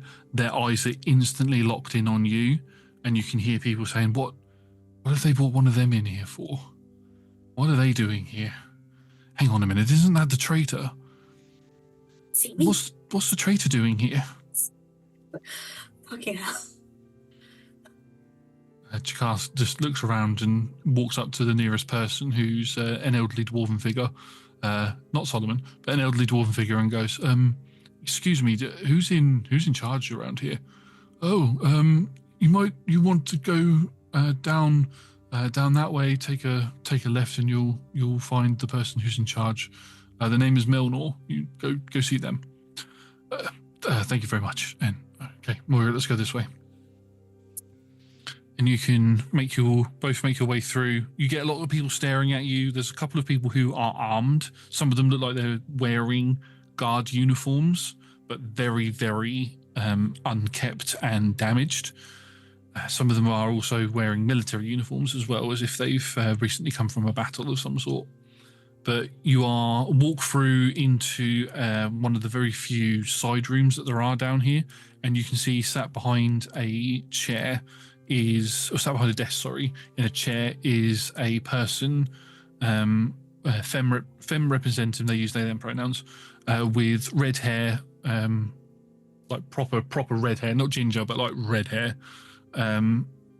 freckles on their face, very pale skin, emerald green eyes, sort of leaning back with their legs up. So it looks like they're reading through some documents or something with some spectacles on, and they flick through and they just look up. Hello? Closes the book, takes their legs down, and stares at the pair of you as you walk in. I'm sorry, I don't think I know either of you. Oh, you know of me. You're the traitor, aren't you? Fucking name. And what is your name, traitor? Moira Lethram. Moira Lethram. Oh yes, I know your mother. Lovely lady. I was sorry to hear about your mother and your father and brother's passing. So am I. I found out today. Okay. What can I do for you? Why are you here? Why are you in the Resistance hideout? You're not looking to trade us in to gain favour with the king again, are you? There's no fucking king. Of course there's a king. He's been the king of Neverwinter for hundreds of years. Lord. He rose to power when the ruination happened. Okay, well, Lord Neverember is not that old, and he is a perfectly... Actually, he's a really decent guy for someone doing politics. Who the hell is Lord Neverember? Who the hell is this fucking king? He's King Mordecai, his name is. He's a vampire. Kind of. Did you know of any upstart called Mordecai?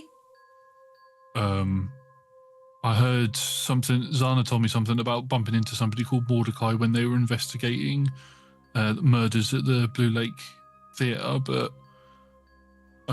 there was some vampire hunters who were trying to track him down, but nothing else cropped up of it. What are you talking about? The Blue Lake Theatre was destroyed 10 years ago. Right, well, this world's definitely fucked, isn't it? This is not our world, not our reality, dimension, whatever, I don't know. You're plane travellers. maybe I'm honestly, I'm fucking well hoping so. This is the only thing keeping me between this and a nervous breakdown right now.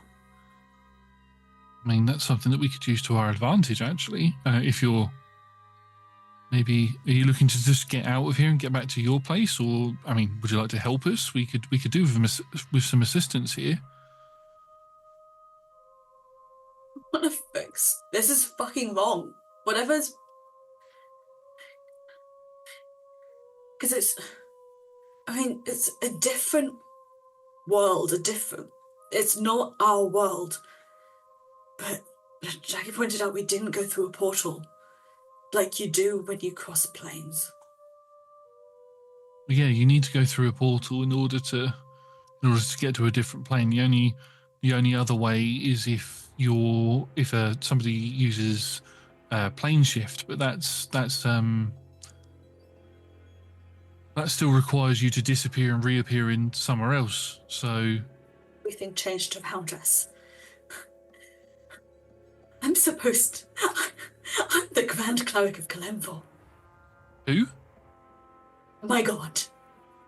I've never heard of Kellenvor, sorry. Well, that's a you problem, because... he's still a god.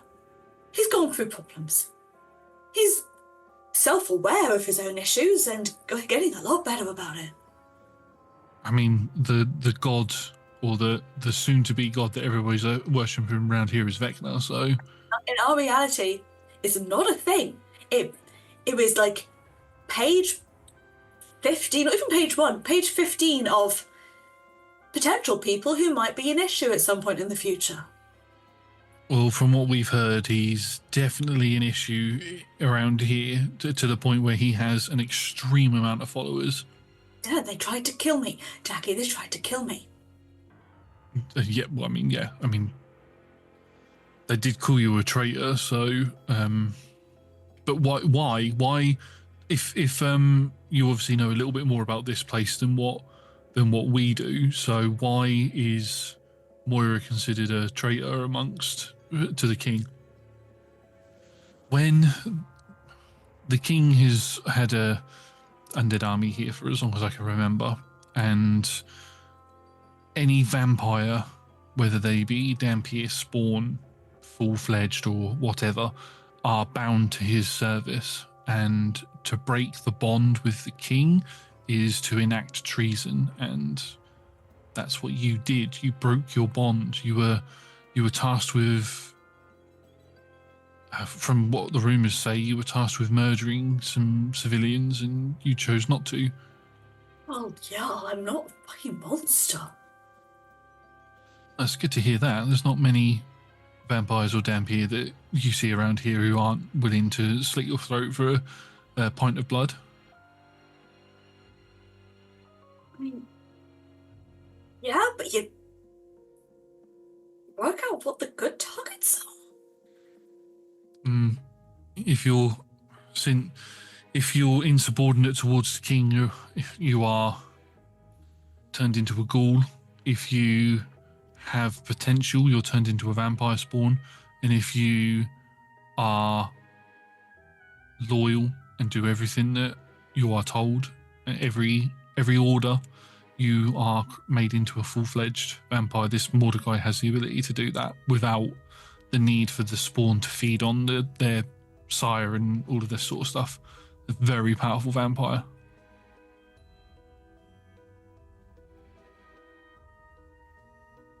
Honestly, it feels like it would be suck to be of any kind of vampire.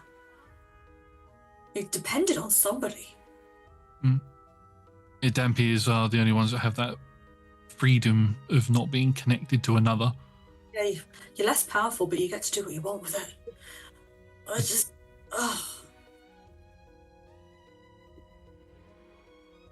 It just feels like one man's weird harem fantasy, and I do not consent to that.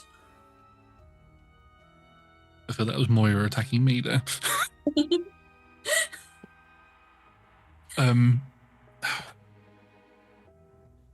Now, I'm a bit perplexed because you are a Dampier, but you've clearly proven to everybody that you are not in league with Mordecai.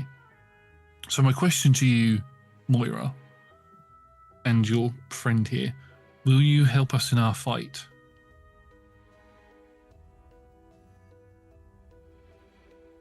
Just going to turn to Jakath. I'm just going, we lack resources on how to get home or fix this, so... Yeah, I mean, this is supposed to be a harbour base, so I was hoping that we could get some help here, but maybe if we help the city, help get rid of the king, then maybe that will give us a bit of time to research how to get out of here. Is that something you can help with? Turn into Melnor, and yes, if you can help us get rid of the king, and obviously we survive the incident, whatever happens, then we will help you the best we can to try and get you back to where you come from. Yeah, if you can give us access to research. And do you have a sword? I would like a sword. Oh yes, certainly. And she sort of leans in her chair to one side, in their chair to one side, and pulls out a long sword and hands that to you. I have the whip. The whip is great, but the whip is also dependent on me slightly being a cleric, which, I mean, I think I am. This reality does not think I am. I'm still unsure as to whether this is a different reality or not. I'm of the opinion that if this is not the reality that we know of, it is, by definition, different. Yeah, that sounded too smart for me. Okay. My dad is still alive. My mama still loves me. My brother is still mortal and married, sickeningly in love and devoted to one single person, which is his wife and their kids. Right, well, we definitely need to try and get this all sorted. So what's the plan? The plan is that you kill a king and free the people of Neverwinter. Yay, fun, easy. Why has no one done that before? Such a simple job. He's incredibly hard to get to, and killing him will result in the death of every vampire that he's sired, which is every vampire in Neverwinter.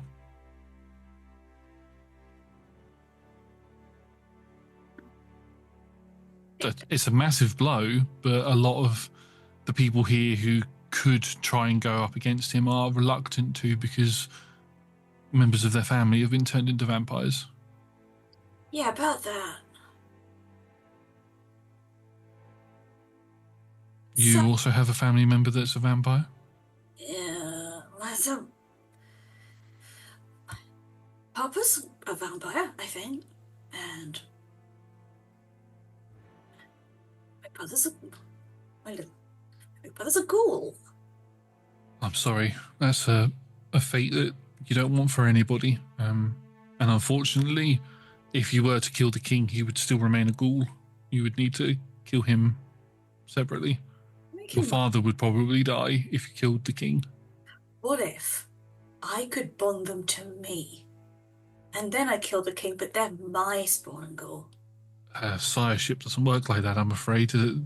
It's whoever created you as your sire. You could potentially break the sire bond, but that's a long and arduous ritual that has to take place in order to do that, and we definitely don't have the resources for that. One, you underestimate how pissed off I get, and how much I can make things happen when I am mad. Two, the greatest researchers of our time, have you heard of these people? So, Arcana, or Amaryllis? Arcana, no. Amaryllis rings a bell. Okay. There's a coven of hags down south that have taken root in Waterdeep, sort of made it their swamp, as it were. Waterdeep is in ruins and has become this derelict swamp, and Amaryllis is one of the coven hags that destroyed it, basically. Jakarth seems to get a bit upset at the mention of the destruction of Waterdeep. Waterdeep. That is great. That is everything that she did not want for herself.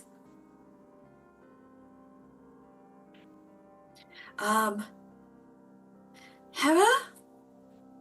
Who? No, Salem, one of the Aberu, of the bee people. Bee people? A Bale? Is that another guild that we're unaware of? They're actual physical, strange dimensionally, but not bee people. So not beekeepers, but actual they're bee actual people. bee people. No. And Salem would know a bunch about like not quite dimensions, not the way that Arcana would, but.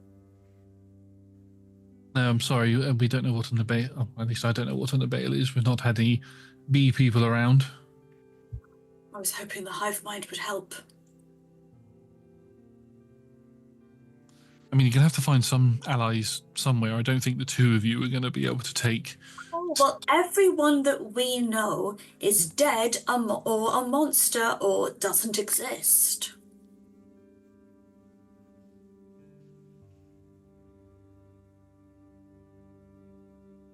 That's not good. I'm not mad at you. I'm mad in your direction. There is a difference. That's fine. Sounds like you've been through an awful lot in a very short space of time, so it's understandable that you would be upset, but... I'm in the middle of a nervous breakdown. I'm going to fucking kill everything. I mean, if we could take that energy and point it towards the king, then that would be fantastic.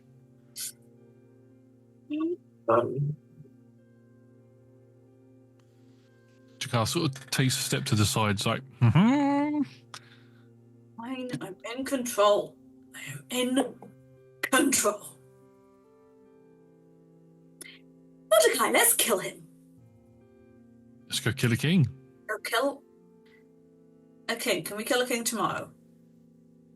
We can kill... Yeah, if you want to take a... it'll be okay to rest here. Yes, that's fine. We've got some spare rooms that you can have. You'll have to share, unfortunately. We have a spare room you can have. You'll have to share, unfortunately. It's one of the barrels. Yeah, that's fine. It's Jackie. What's this? Hi, Mordecai. I'm so sorry I betrayed you. Can I join your weird vampire harem again? Oh, God, I'm going to make myself sick. Oh, please, not a harem. This feels like such a mental effort to deal with one of those. But if it gets us close to get the kill shot on him, then that's what we need to do. Oh, don't make me. Right, let's go get some rest and we can talk about plans in the morning. Thank you very much. Melnor? Yep, that's fine. Yep. Go. There's food and stuff in the main eating area, so help yourselves. Welcome to the Resistance. Hey, look, at least you're excited about something. Right, let's go. Do you want them to send word to your sister? My cousin, Ozana, Don't know. Female relation person. Are you able to do that? No, we don't want to risk any of our people going up to the surface. So we basically just stay down here as much as we can. Anybody who is on the surface is not a member of the Resistance and is likely to rat us out to them. So how do you find out anything? Someone has to go up there for food and news. We do send people up there every now and then, but I don't want to send anybody up there on what could be a useless errand. I'd rather send them knowing that they'll be able to bring something back. And if you're not sure if this cousin of yours is going to actually be there, then it feels like a wasted errand. It's fine. If I'm being perfectly honest, I'd rather not know at the moment. It will, and you can probably agree with this, Moira, but it's going to split my focus if I know what's going on. Knowing sucks. Knowing. Yeah, so I'd rather not. At least... highly dependent on you being vaguely normal right now. Well, I'm not exactly normal. I mean, I'm more normal than what I'm used to. Vaguely. Yeah. Anyway, let's go get some sleep. Let's get some food and get some sleep. Is there anything I can eat here? Anything or anyone? Either. I think you'll find that the members of this place will not allow you to feed off of them, especially with the relationship they have with the rest on the surface. And we don't stock anything any perishable goods that may contain blood in them, because then they'll be able to find us. Fantastic. It's fine, Moira, as long as you don't zap me with your thing again. You can always have. I can let you have some of mine if you want. 2 sets of rations after all. You can eat my share. Thank you. And yeah, you are given directions to a barrel that you can sleep in.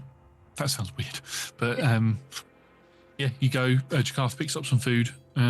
He doesn't end up taking 2 rations worth. He takes 1 because you can see there's lots of children around and things, and lots of families who obviously they've been hit on very hard times, and there's a lot of hunger going around. So he only takes basically what he needs.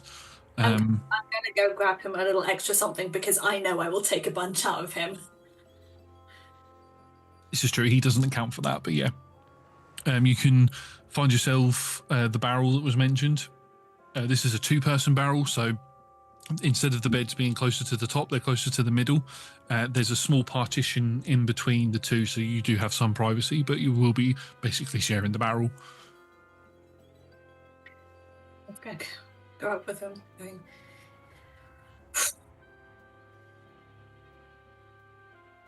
You are by default my best friend in this place now. And I mean, not to sound presumptuous or anything, but I kind of thought I was anyway. I'm just saying that really kind of just but only because it's really. Yeah, that's fair. And to be fair, no offense or anything, but Giacomo's kind of my best friend. Why is Tom's characters our best friends? I don't know. We love you, Tom. We love you, Tom. But that's it. But like, they're best. Your best. They're best. They're the bestest, and I'm more than happy with that. Now that I've been put on a pedestal of below somebody else, are you going to feed off me? Please, you are a gentleman and a gentleman. I was going to say the scholar, but honestly, no. All right, how do you want to do this? Do you want me to just pour some into a glass, or do you just want to take it straight from the vein? Honestly, it would be probably easier if we just bite you now. You can bite me if you want. I don't mind. Might need to shut the barrel though, because I don't think people want to see a vampire bite. You eat one-handed, and I'm just going to hold your non-dominant hand out and just kind of go. Yeah. So the barrel sort of shuts, so other people don't see this happen. But yeah, he exposes his wrist for you, and you sort of eat some food, and you take a bite out of him. He stops eating as soon as you take a bite out of him, because it's like this wave of nausea sort of hits him a little bit, and he sort of has to hold himself up. Shakes his head a bit, because first time he's been fed on. Because before, when he was part dragon, his blood was fire to vampires. They couldn't feed on him properly. Well, it was spicy anyway. But, very hot. But yeah, you can get what you need from him, unless you want to take it one step further and get more. I think it's getting more won't necessarily boost anything, and I don't want Jackie in a bad position. Yeah. But I am just going to have to just like handing the wounds close and just kind of going, so just nuzzling going, oh, everything sucks. Are you hugging his arm? Yes. He's sort of like got his arm out. He's trying to lay on the bed and he's got his arm out. It's like, no, mine now. Okay, yeah, everything does suck. I'm in the nightmare land, but nightmare land where I can touch people again. This is true. I'm very glad that you didn't feed on me while hurting me at the same. Well, you did No, in that necrotic way, anyway. that was a mutually consensual test. I know. I'm just saying. Beforehand, we couldn't sort of shake hands or anything like that, and you can, I kind of tried to give you a hug at one point and almost got disintegrated from whatever it is that you have on you. It was bad. We haven't tracked down Nora. Nora wasn't in the. I mean, I've not met Nora, but she's not been in this. She didn't come to the city. No, but we'd had plans to get in contact with each other. It's within the next week, or it was on a time scale, and that time scale of, hello, I will force you to go and let me know how you are and where you're doing, or I will use my god to scry on you and you won't like that. Are they around? That's the thing. I don't know, but and I don't know exactly, but Nora's gone off to.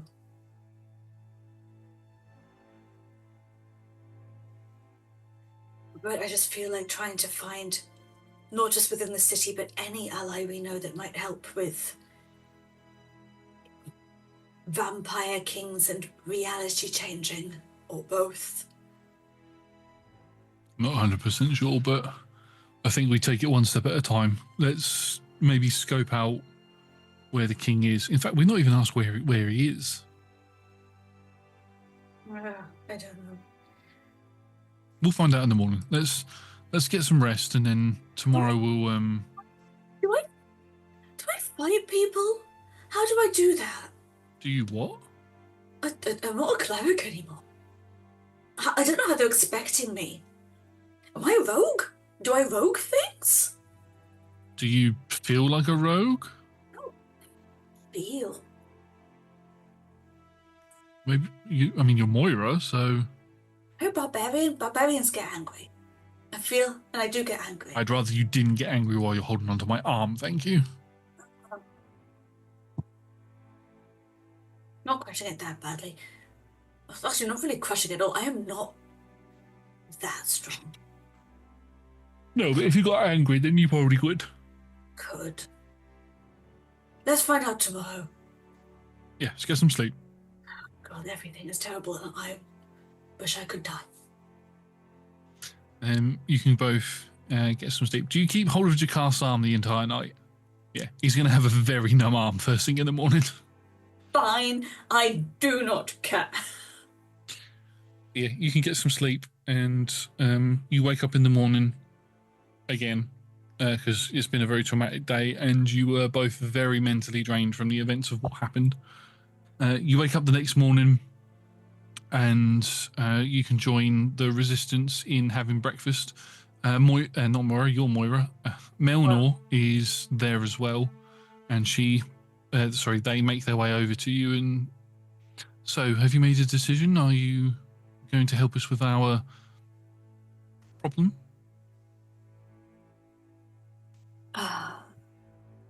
If you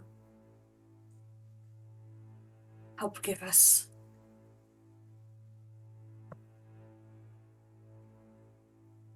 a bit on how to. This reality is wrong, and I don't know if it's the same one or a different one, but something is wrong and it's connected to your new god and your vampire king.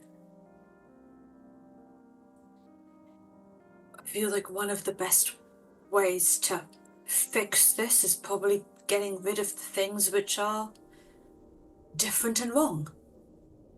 So yes. That was a yes. Woo revolution. Viva la resistance. I have no idea what language that is, but I am here for it. Oh, yay. Though I don't actually know how to fight. I mean, I can, but I don't. I'm a very angry cleric. I know enough I know enough combat for being in the middle of things and surviving and like nine people in the teeth with my head. Well, I mean, there's one thing we can do to sort of see what you're capable of, and Jakarth sort of stands up and looks over towards where there looks to be some sort of a training area. We could always have a spar and see what you can do without your magic. Seems like a practical thing that would hurt, and I don't have healing spells. I'm not going to use my real weapons on you. It's fine. I'm just going to. No, I do not. The healing spells I have is bite people and take their energy, which does not seem necessarily apropos to the situation. We still need to see what you're capable of doing if we're looking to go kill a king, at least. I don't know.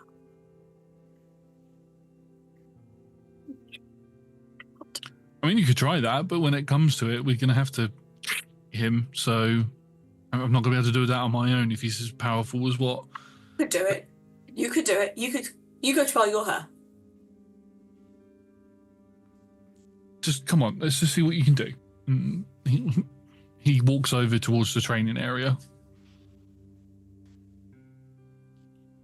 Stupid.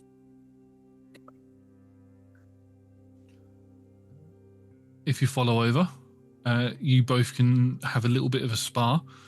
Right, I'm not going to attack you because I know your defenses are on point anyway, so there's no point in testing that because you don't normally use magic for your defense. But swing at me with whatever weapons you've got, and let's see what you can do.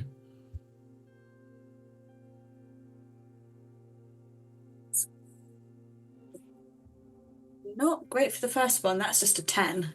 Just a 10. So you swing the long sword and it goes wide. Jakarth doesn't even move, and it sort of thumps into the ground as you're not quite used to holding it. Let me try again. No, go for it again. 14? 14, you sort of pull it out of the ground and then go for an upward arc, and Jakarth this time does have to duck out of the way, and it just cuts like a little seam of his hair off, but it misses. One more. 25. 25 hits. Is you bring it up into the upward arc, and then bring it back down into a reverse slash downwards, and in a flash you hear the clanging of metal on metal. Yes, you technically hit him, but because we're trying not to do damage to each other, he will sort of block the attack with his short sword as he draws it in blocks. See? You can do it.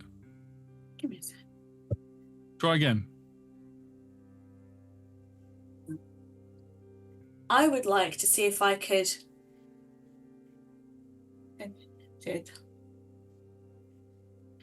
19? 19 hits. As you slash down, he blocks. You bring the blade around again and you go for a mid-drift slash, and he has to take a step back and push his blade up against yours and push you away, so you sort of sidestep out of the way. Again, you hit, but he has to block it. I'd like to try. Because I'm kind of watching the moves that I've seen him do and others do, kind of just using a combination of like my acrobatics and spider climb to see if I can just like, as he's gaining up the sword, jump on it so I can then kind of get behind him. Yeah, go for it. Yeah, make me an acrobatics check. Hey, baby, that is 23. 23. Okay, awesome. So as he spins the blade around and sort of causes you to lose your balance, you use the opportunity of your blade digging into the ground to lift yourself off of the ground, sort of push off backwards onto Jakarth's blade.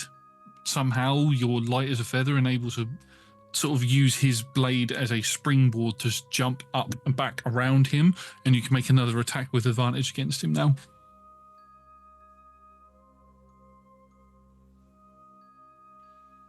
By 23. That hits. This time roll me some damage. He's not able to spin around quick enough to block it. Oops.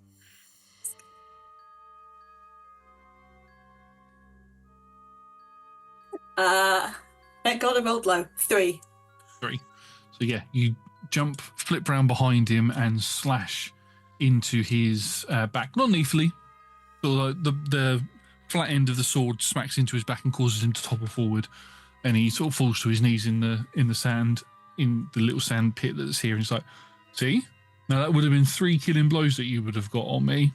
The last one you actually managed to knock me over, but see, you're perfectly good enough with your kit without having to worry about magic. Magic is a bonus, but it's not a necessity." I'm a rogue. I'm a rogue now. Okay, I mean, I'm all for that. Okay. That's what we're telling people. Okay, we will tell you that you are Zinmoira Thram the Rogue. The rogue is a rogue. I hate everything about this. Right, let's go scout out. Melnor, sorry. Where the hell is this king? Neverwinter Castle. Okay, that was a ruin last time we saw that. Yeah. This is going to be fun. Let's go. Oh, you're sneaky, I'm flippy. Between the pair of us, we can do things. Yeah, let's go. And you can both climb out of the resistance hideout and back onto the streets of Neverwinter during the day. Oh, sorry. During the day. As you begin making your way through the city, you can see the castle is off in the distance. The castle's quite close towards where the docks are and where the Beach Leviathan is. And it doesn't look dilapidated or in ruin or anything like that like it did when you last saw it. It looks like it's thriving and exquisite as you approach. And as you approach, the Darkath begins rubbing his head. Oh, I'm getting a bit of a headache. Ow. Anyway. Are you okay? I'm okay. Just a bit of a headache. Are you okay? I'm fine. I'm not feeling anything. Okay. Well, shame and guilt, but that's normal. It's just a ringing in my head. That's all. It's just a bit strange. Let's keep going. Wait. Let's look. Eyes. White. Opens his eyes. In there? No, you can make me a medicine check.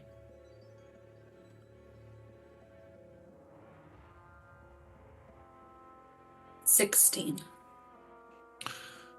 With a 16, his eyes, first thing you notice, his eyes are no longer orange. His irises were orange before, but they're now hazel brown. He's very much a human. And as you sort of turn his head to the side just to sort of see if everything's okay, you notice a small scar has begun forming on his right temple, but which wasn't there before, and it doesn't look like a remnant of where a scale might have been, but it looks like, as you look at it, it is opening while you're watching it. Are you getting... Shit. Like your head's being split open, like in front of me. Oh, well, that's not good. Oh, it's not. Well, why is it not affecting you? Oh, probably because you're a dampier. Right, Mortal. I am mortal. You are mortal. Right, let's get this job done then, quickly. I don't think it's going to be quick, but let's at least attempt it. Let's scout out and then let's get the hell out of here. It's just a scouting. We're not planning anything. We're not doing anything dangerous. This is a longer term mission. We just want to see what it looks like here, because we don't for the fuck know. No.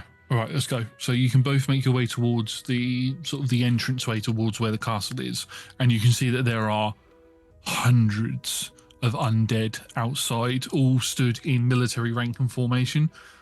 Most of them are zombies. You can see a lot of, like your brother, you can see a lot of ghouls moving around with chains around their necks, sort of being held by vampire spawn as they're sort of sniffing around like dogs. You can see there are people that look like they're probably generals of the army that are stood up on a balcony and watching. None of them are wearing sort of like the super regal stuff that you would expect of a king or a queen to wear. But as you begin to approach, I'm going to need a stealth check from you, please. Or if you're trying to hide, or deception if you're trying to conceal who you are.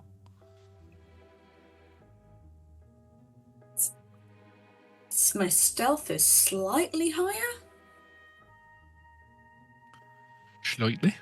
Slightly by like 2 points more. Yeah. That would be. Are we passing without traces? Or Yeah, Jakarth can cast that again. Yeah. Yeah, because I rolled a 14, so I feel it's higher. So 24. Jakarth will pass without a trace, and he will also stealth. He got, well, I mean, I rolled a 5, but that's a 25 for him. So he only got 1 point higher than you, but yeah, you're both able to get round and into a position where you can get more of a scope of what's going on. Like I said, there's hundreds of undead here. They're all stood as if they're guarding the castle itself. The castle looks like it's in pristine condition. You can see, looking up at the top of the castle, looks to be like sort of where the throne room or sort of the living quarters area. There is a figure moving around up there, probably in a bedchamber. It is probably the king. King, you've been to other places before where there are other rulers of different types. They're normally either in their bedchamber or in their sort of main council room thing where people come to see them.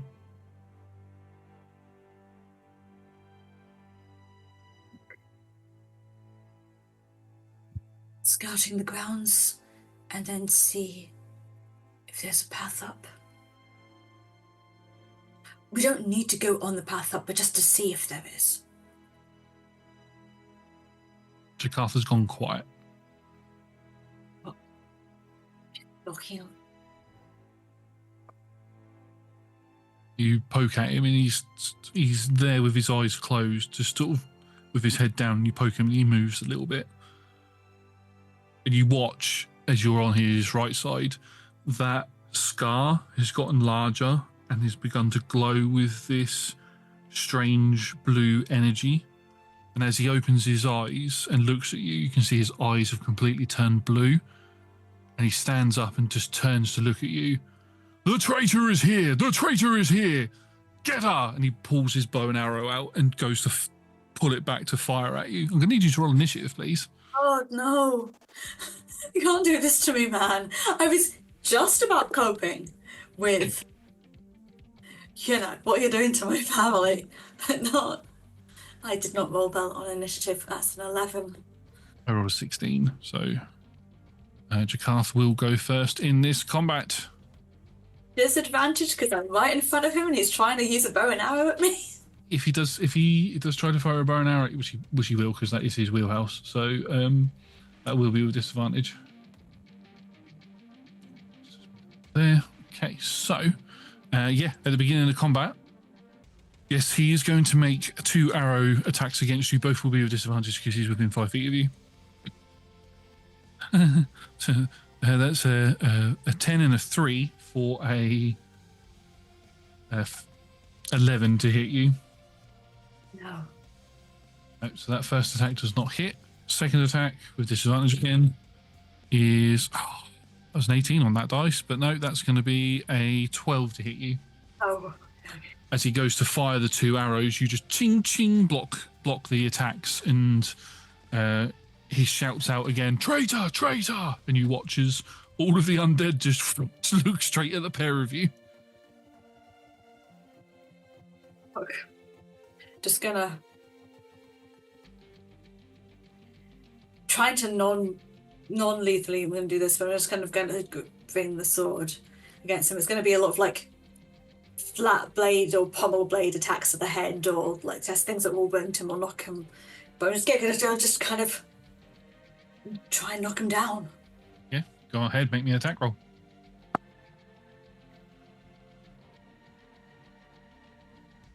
$17.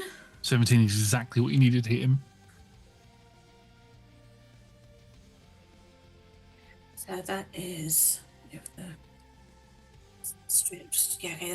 that's 5 points. This is not a really fancy plus anything longsword. It's just a sword I have. 5 points. 5 points of non-lethal damage as you bring the flat end of the blade round and strike Jakarth in the side of the head. His head sort of turns and he stumbles a bit. Looks like he's going to fall over the battlements into the courtyard, but he catches himself and turns to look at you, and you can see his once hazel brown, his eyes that were once orange that then changed to hazel brown because of whatever's happened, are now this brilliant, almost ethereal, magical blue, and they are piercing straight through you.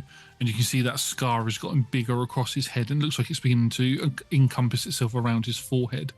Is there any motion to escape anywhere?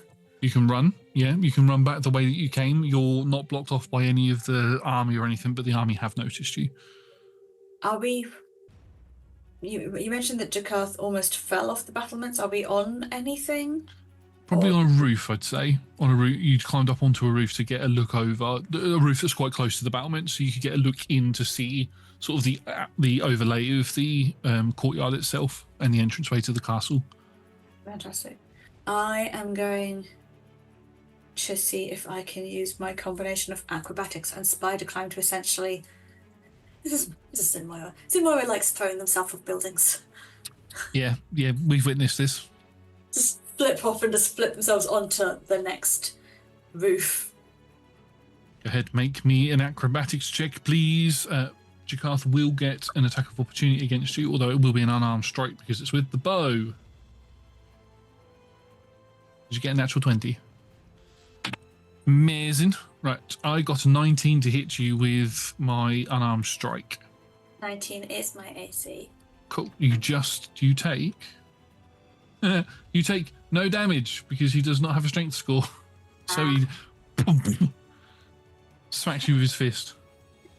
Essentially goes to grab me as my feet are kicking up in the air. And so it's kind of like waving past the soles of my shoes. It's like... It actually helps propel me up a little bit more. And I'm just kind of flipping back and just going... Pulls the arrow back again. I'm just going to run. I'm just using... Make me a perception check just before you leave. Yeah, just look around, see what I can see. I also wanted to do, as I was leaving, an insight check on Jakarth as well. Oh, we'll make this an insight check. And if you're looking to do this at Jakarth, make it insight because that's what the perception check was going to be for. Okay. And that's a 19. Because I know him pretty well. He is my best friend and my partner in religious crime. Yeah. As you go to run away and you look back at him, you can see there's a tear coming down his eye, coming out of his eye and running down his cheek currently. This reminds you of a story that Jakarth told you to do with his cousin Zana, that during her investigations into the murders at the Blue Lake Theatre, some of the people that they encountered had this strange scar on the side of their heads, and they were being mind controlled by something called the Murderous Symphony. Feels like that might be what has happened to Jakarth. Mind control. Scar on head. Blue light. Guys, I write so many notes and I need to do this because this is going to be important. Jakarth affected. This is not good. Why would you do this to me? Why would you? My mom hates me. My dad's a vampire spawn. My brother's a ghoul. The nibblings don't even, I guess, exist in this world. My friends are, because got turned into a ghoul and didn't meet his wife. My friends are monsters or not non-existent. And now my best friend, who was my constant, Josh. No. Bad. But you know that Jakarth is being mind controlled, and it's not an effect from the alternate reality sort of thing that you're in. Although I should say that you know that, and I forgot about this, Jakarth has the ability to tech portals, so he pretty much would have confirmed to you that you are not in a different plane of existence because you never went through a portal. Something has happened to your main timeline. I know, again, I have been trying to... And I am still of the opinion that if it's a different reality, it's still a different reality. Yeah. I think, here's the thing, that we were taken in by this really nice person. Those people, they didn't really trust me, but I don't know how much Jakarth remembers as mind-controlled. And this resistance is in danger. So I do not want to go directly back, because I don't know if if he was good at tracking before. I don't want him to try and go on a bit of a goose chase before ending back up there, so I can find him. I'll not. Yeah, so you're going to attempt to run? I'm attempting to run. Okay, so as you attempt to run and get out of there, Jakarth is going to give chase to you. Unfortunately, Jakarth has the ability to move 30 feet and then teleport 20 feet. So as part of his attacks, so he's going to constantly keep up with you as you run and dash. If he was just attacking you, then he would have a movement speed of 50 feet with the teleports, and if you were to just move and dash, you would have a movement of 60 feet. So he would always be 10 feet behind you, but he could always close that gap by not attacking you. I have 35 feet speed, so I would be moving at 70. 70. So he'd be, if he was to move and shoot you while teleporting, he would be 20 feet behind you, because you'd be 20 feet in front of him. But if he was to move and dash, he'd be 10 feet behind you and you'd be 10 feet in front. I want to go on a bit of a windy road and also try. Is it a proximity thing? Does it disappear if I lead him away?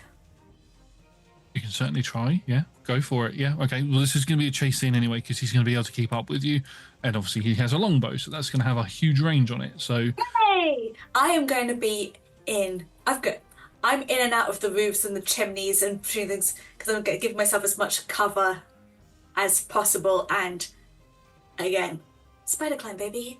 I am multi-directional. yeah, I'll give you a +2 bonus to your AC, and as you're both running, like he's chasing you, you're running. Are you sticking to the rooftops, or are you going to go down to ground level to make use of more cover? I think I'm just breaking it up a bit. So if he's getting comfortable one way, he has to then use some of his effort to get more vertical or more horizontal, whereas I'm just kind of like, I can go along the side of the building to get up there. It's not such of a problem. Yeah, the fact that he no longer has a natural climbing speed means that him getting onto buildings is going to be a lot trickier. He could use his teleport to get up there, but it will require him to put some effort into making sure that he can get onto the rooftop. If the building's too high, he can't do it. So I'm going to make some attack rolls against you.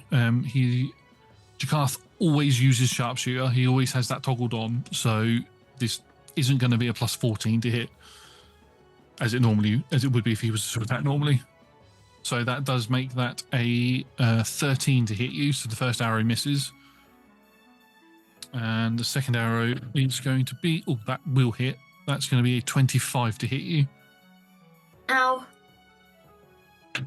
So you are going to take 24 points of piercing damage.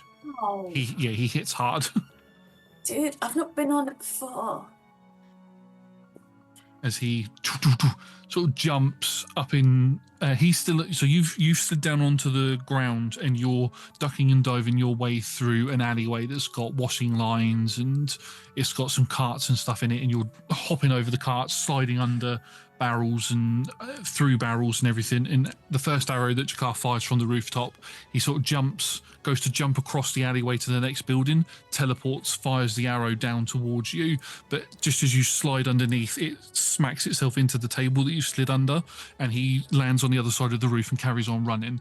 He looks over to get another opportunity to strike at you, and he jumps again and teleports down to ground level, goes down into a kneeling position and fires an arrow at you. This time you go to slide under another table, but because he's at the same level as you, the arrow sort of tracks and follows you and slams you in the shoulder, causing you to topple a little bit, but you're able to keep running. He keeps giving chase as well. It's at this point that you hear some shouting, and you can hear pretty much like a barking noise, but it's gargled, but but it's more humanoid. And you watch as a ghoul with a spiked chain around its neck comes out of one of the market stalls. You recognise this ghoul as your brother as it jumps out and tries to make a slash attack at you, and you can see that your father is giving chase to you as well. It seems that he's been tasked specifically with hunting you. But he's not within range to attack you, but the ghoul is. So it only has, I'm just reading its stat block, it says it has multi-attack. The ghoul makes 2 bite attacks, but it also has a claw attack, so I'm guessing it only gets 1 claw attack. So it's going to make 1 claw attack against you. That's going to miss. That's going to be an 8 to hit you. So as it, the sort of franticness of it diving out to try and get you, and you sort of using the cover around you, you sort of pull a washing line down as one of the claws gets caught up in its around its wrist, and you sort of tie it off and throw it to one side, and you watch as it pulls it, and your father is just walking nonchalantly towards you as you begin running, and Jakarth follows. What would you like to do on your turn? I'm going to be fair, because I find it's going to be a little bit tedious for you if you are just running and dashing. So I will say that you're moving at a dash speed the entire time. So you will still have your action and bonus action to do whatever it is you'd like to. I would like to clonk my brother on the head. And just see if I can, as he goes to go and claw at me, if I can just kind of push him down. I think I'm not going to use... Should I use the sword? Yeah, I think that motion of him coming to me, and I'm just going to round and wiggle around on him, and yeah, just flat blade. Go for it. That's a natural 19. That is gonna more than hit him. Fantastic. I just want him unconscious. That is 7 points of damage. Looks like he's taken a very hefty blow from that. He's not resistant to it in any sort of way, but yeah, you sort of clonk him on his head, and you watch as part of his skull caves in from the attack, and blood sort of pours out of his ears and out of his eyes, and he whimpers in pain from that. But you can then carry on running, and both your father and Jakarth give chase to you. Now, one thing that I said at the beginning of the session is that, you know, we're sort of speeding through sort of like the travel between different locations and stuff, but it does take time to get places, and Neverwinter is a rather large city.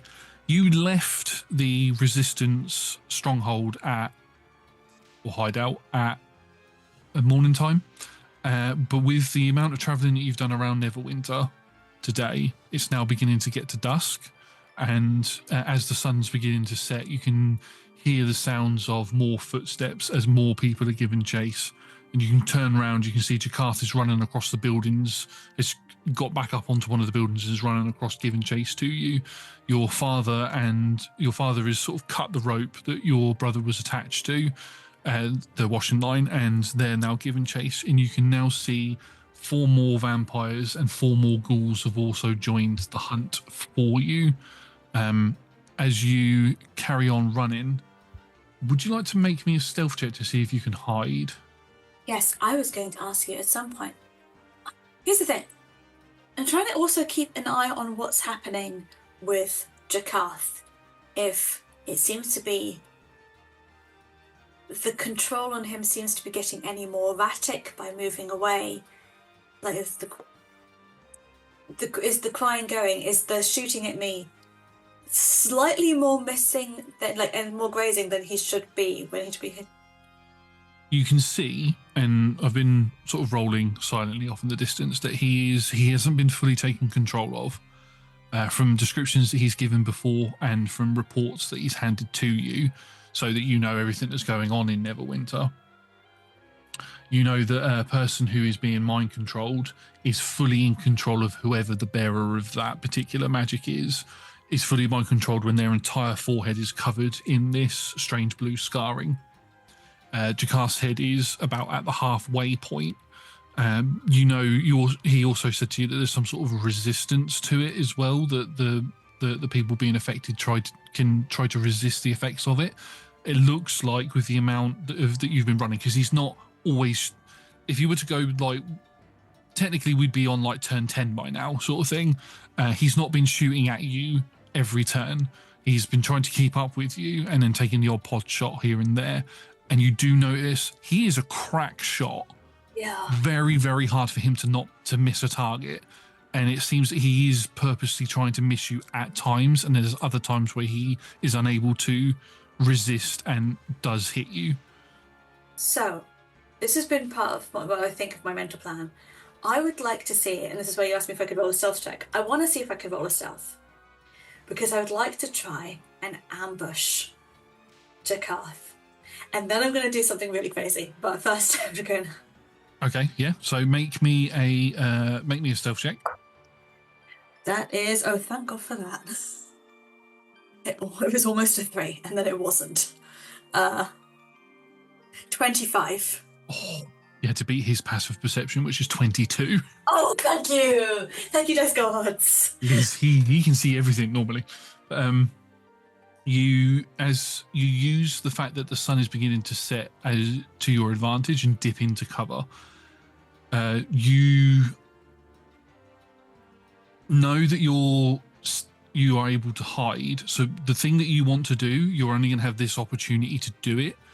You are hidden from the other vampires and the ghouls, but the ghouls can sniff you out and they will find you eventually.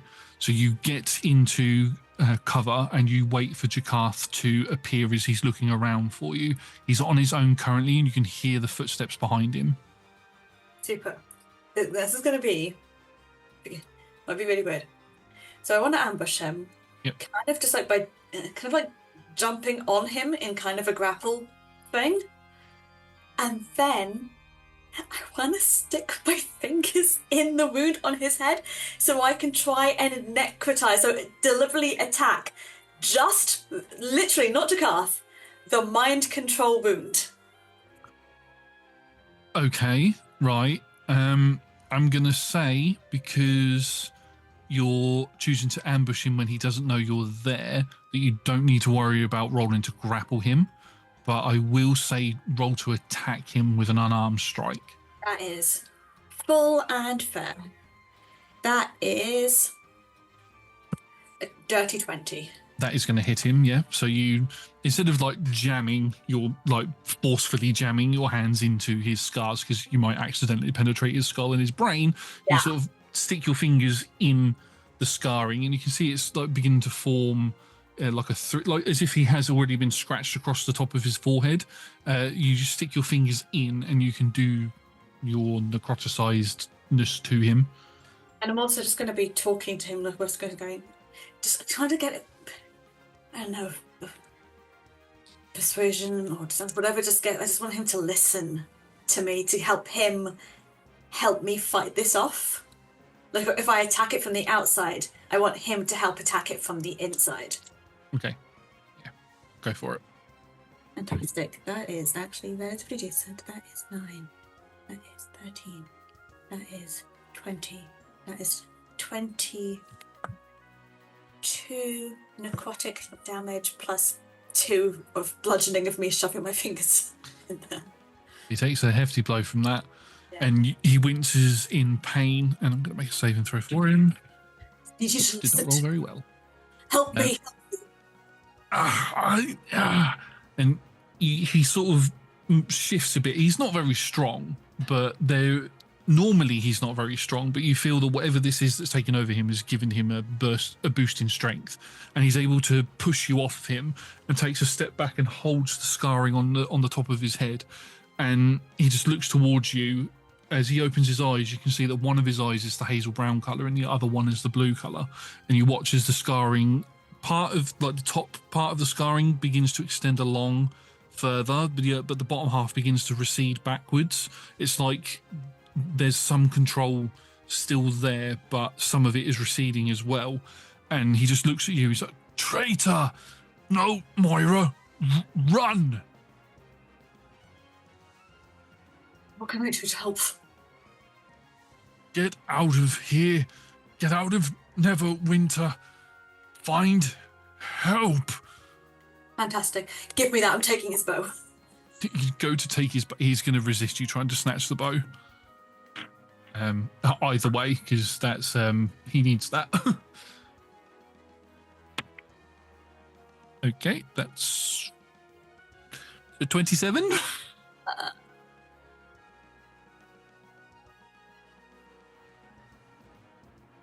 Oh my, just missed me. A 20. Look, I am using snatch and grab rather than strength. That's a 26. But yeah, you try to snatch it and he keeps hold of it. He's like, no, go. Gimme. He's going to shoot me afterwards. Just run. Fine. I take his arrows while he's not looking. You take a few of his arrows and you can run. And as you begin running, sort of, I don't know if you choose to pocket the arrows or not, or just chuck them somewhere where you can't get them. But as you turn, you can see all of the people that were also chasing you round the corner as Jakarta stood there, sort of on his knees, shaking his head and trying to resist whatever it is that is taking control of him. But you run and run and run. And you are being chased. You see a couple of arrows land in the side. You're not sure if they're Jakarta or if they're the other vampires that are chasing you. But eventually you run into an alleyway. And it's a dead end. Yes, you could use your spider climb to get up it, but you don't know if they might have seen you go in here. They might try jumping down on you. But as you enter into this alleyway, you can see at the end of it, it's a dead end, but a door opens at the end of the alleyway and 3 figures begin to step out. And that is where we are going to end tonight's session. Talia, we've ended now. You can stop. There is no stop. There's no stop button. There is no stop. There is no think. There is only run. Run! We end the session there as we zoom along like a linear pathway to the top of a building, and we can see the slight shine of an arrowhead with blue eyes as Jakarta's pulling an arrow back, and as he can see everything that's happening. That is where we are going to end tonight's session. Thank you very much, everybody, for watching. We have been Roll Together RPG. If you like what you've seen, we play D&D on Mondays from 6 p.m. UK time here on Twitch. You can also find us on YouTube, where we post all of our other videos by searching Roll Together RPG. If you are watching us on YouTube already, please do consider liking this video, subscribing to the channel and commenting down below. It helps the algorithm tell us what you like so we know what to make more of for you. Massive thank you to our sponsors and supporters, and to the D20 Club Dice Heads and other tiers on Patreon. Did you know we have a Discord? Go join it. There's a link. We have a Discord that will pop up in chat as well. Come talk to us about the games that we play. Talk to us about what's just happened and what you think Moira's going to do now that 3 more figures seem to be entering the fray. Are they friend? Are they foe? Only we know. Anyway, we're going to go. Thank you very much, everybody. We will see you next time. Goodbye.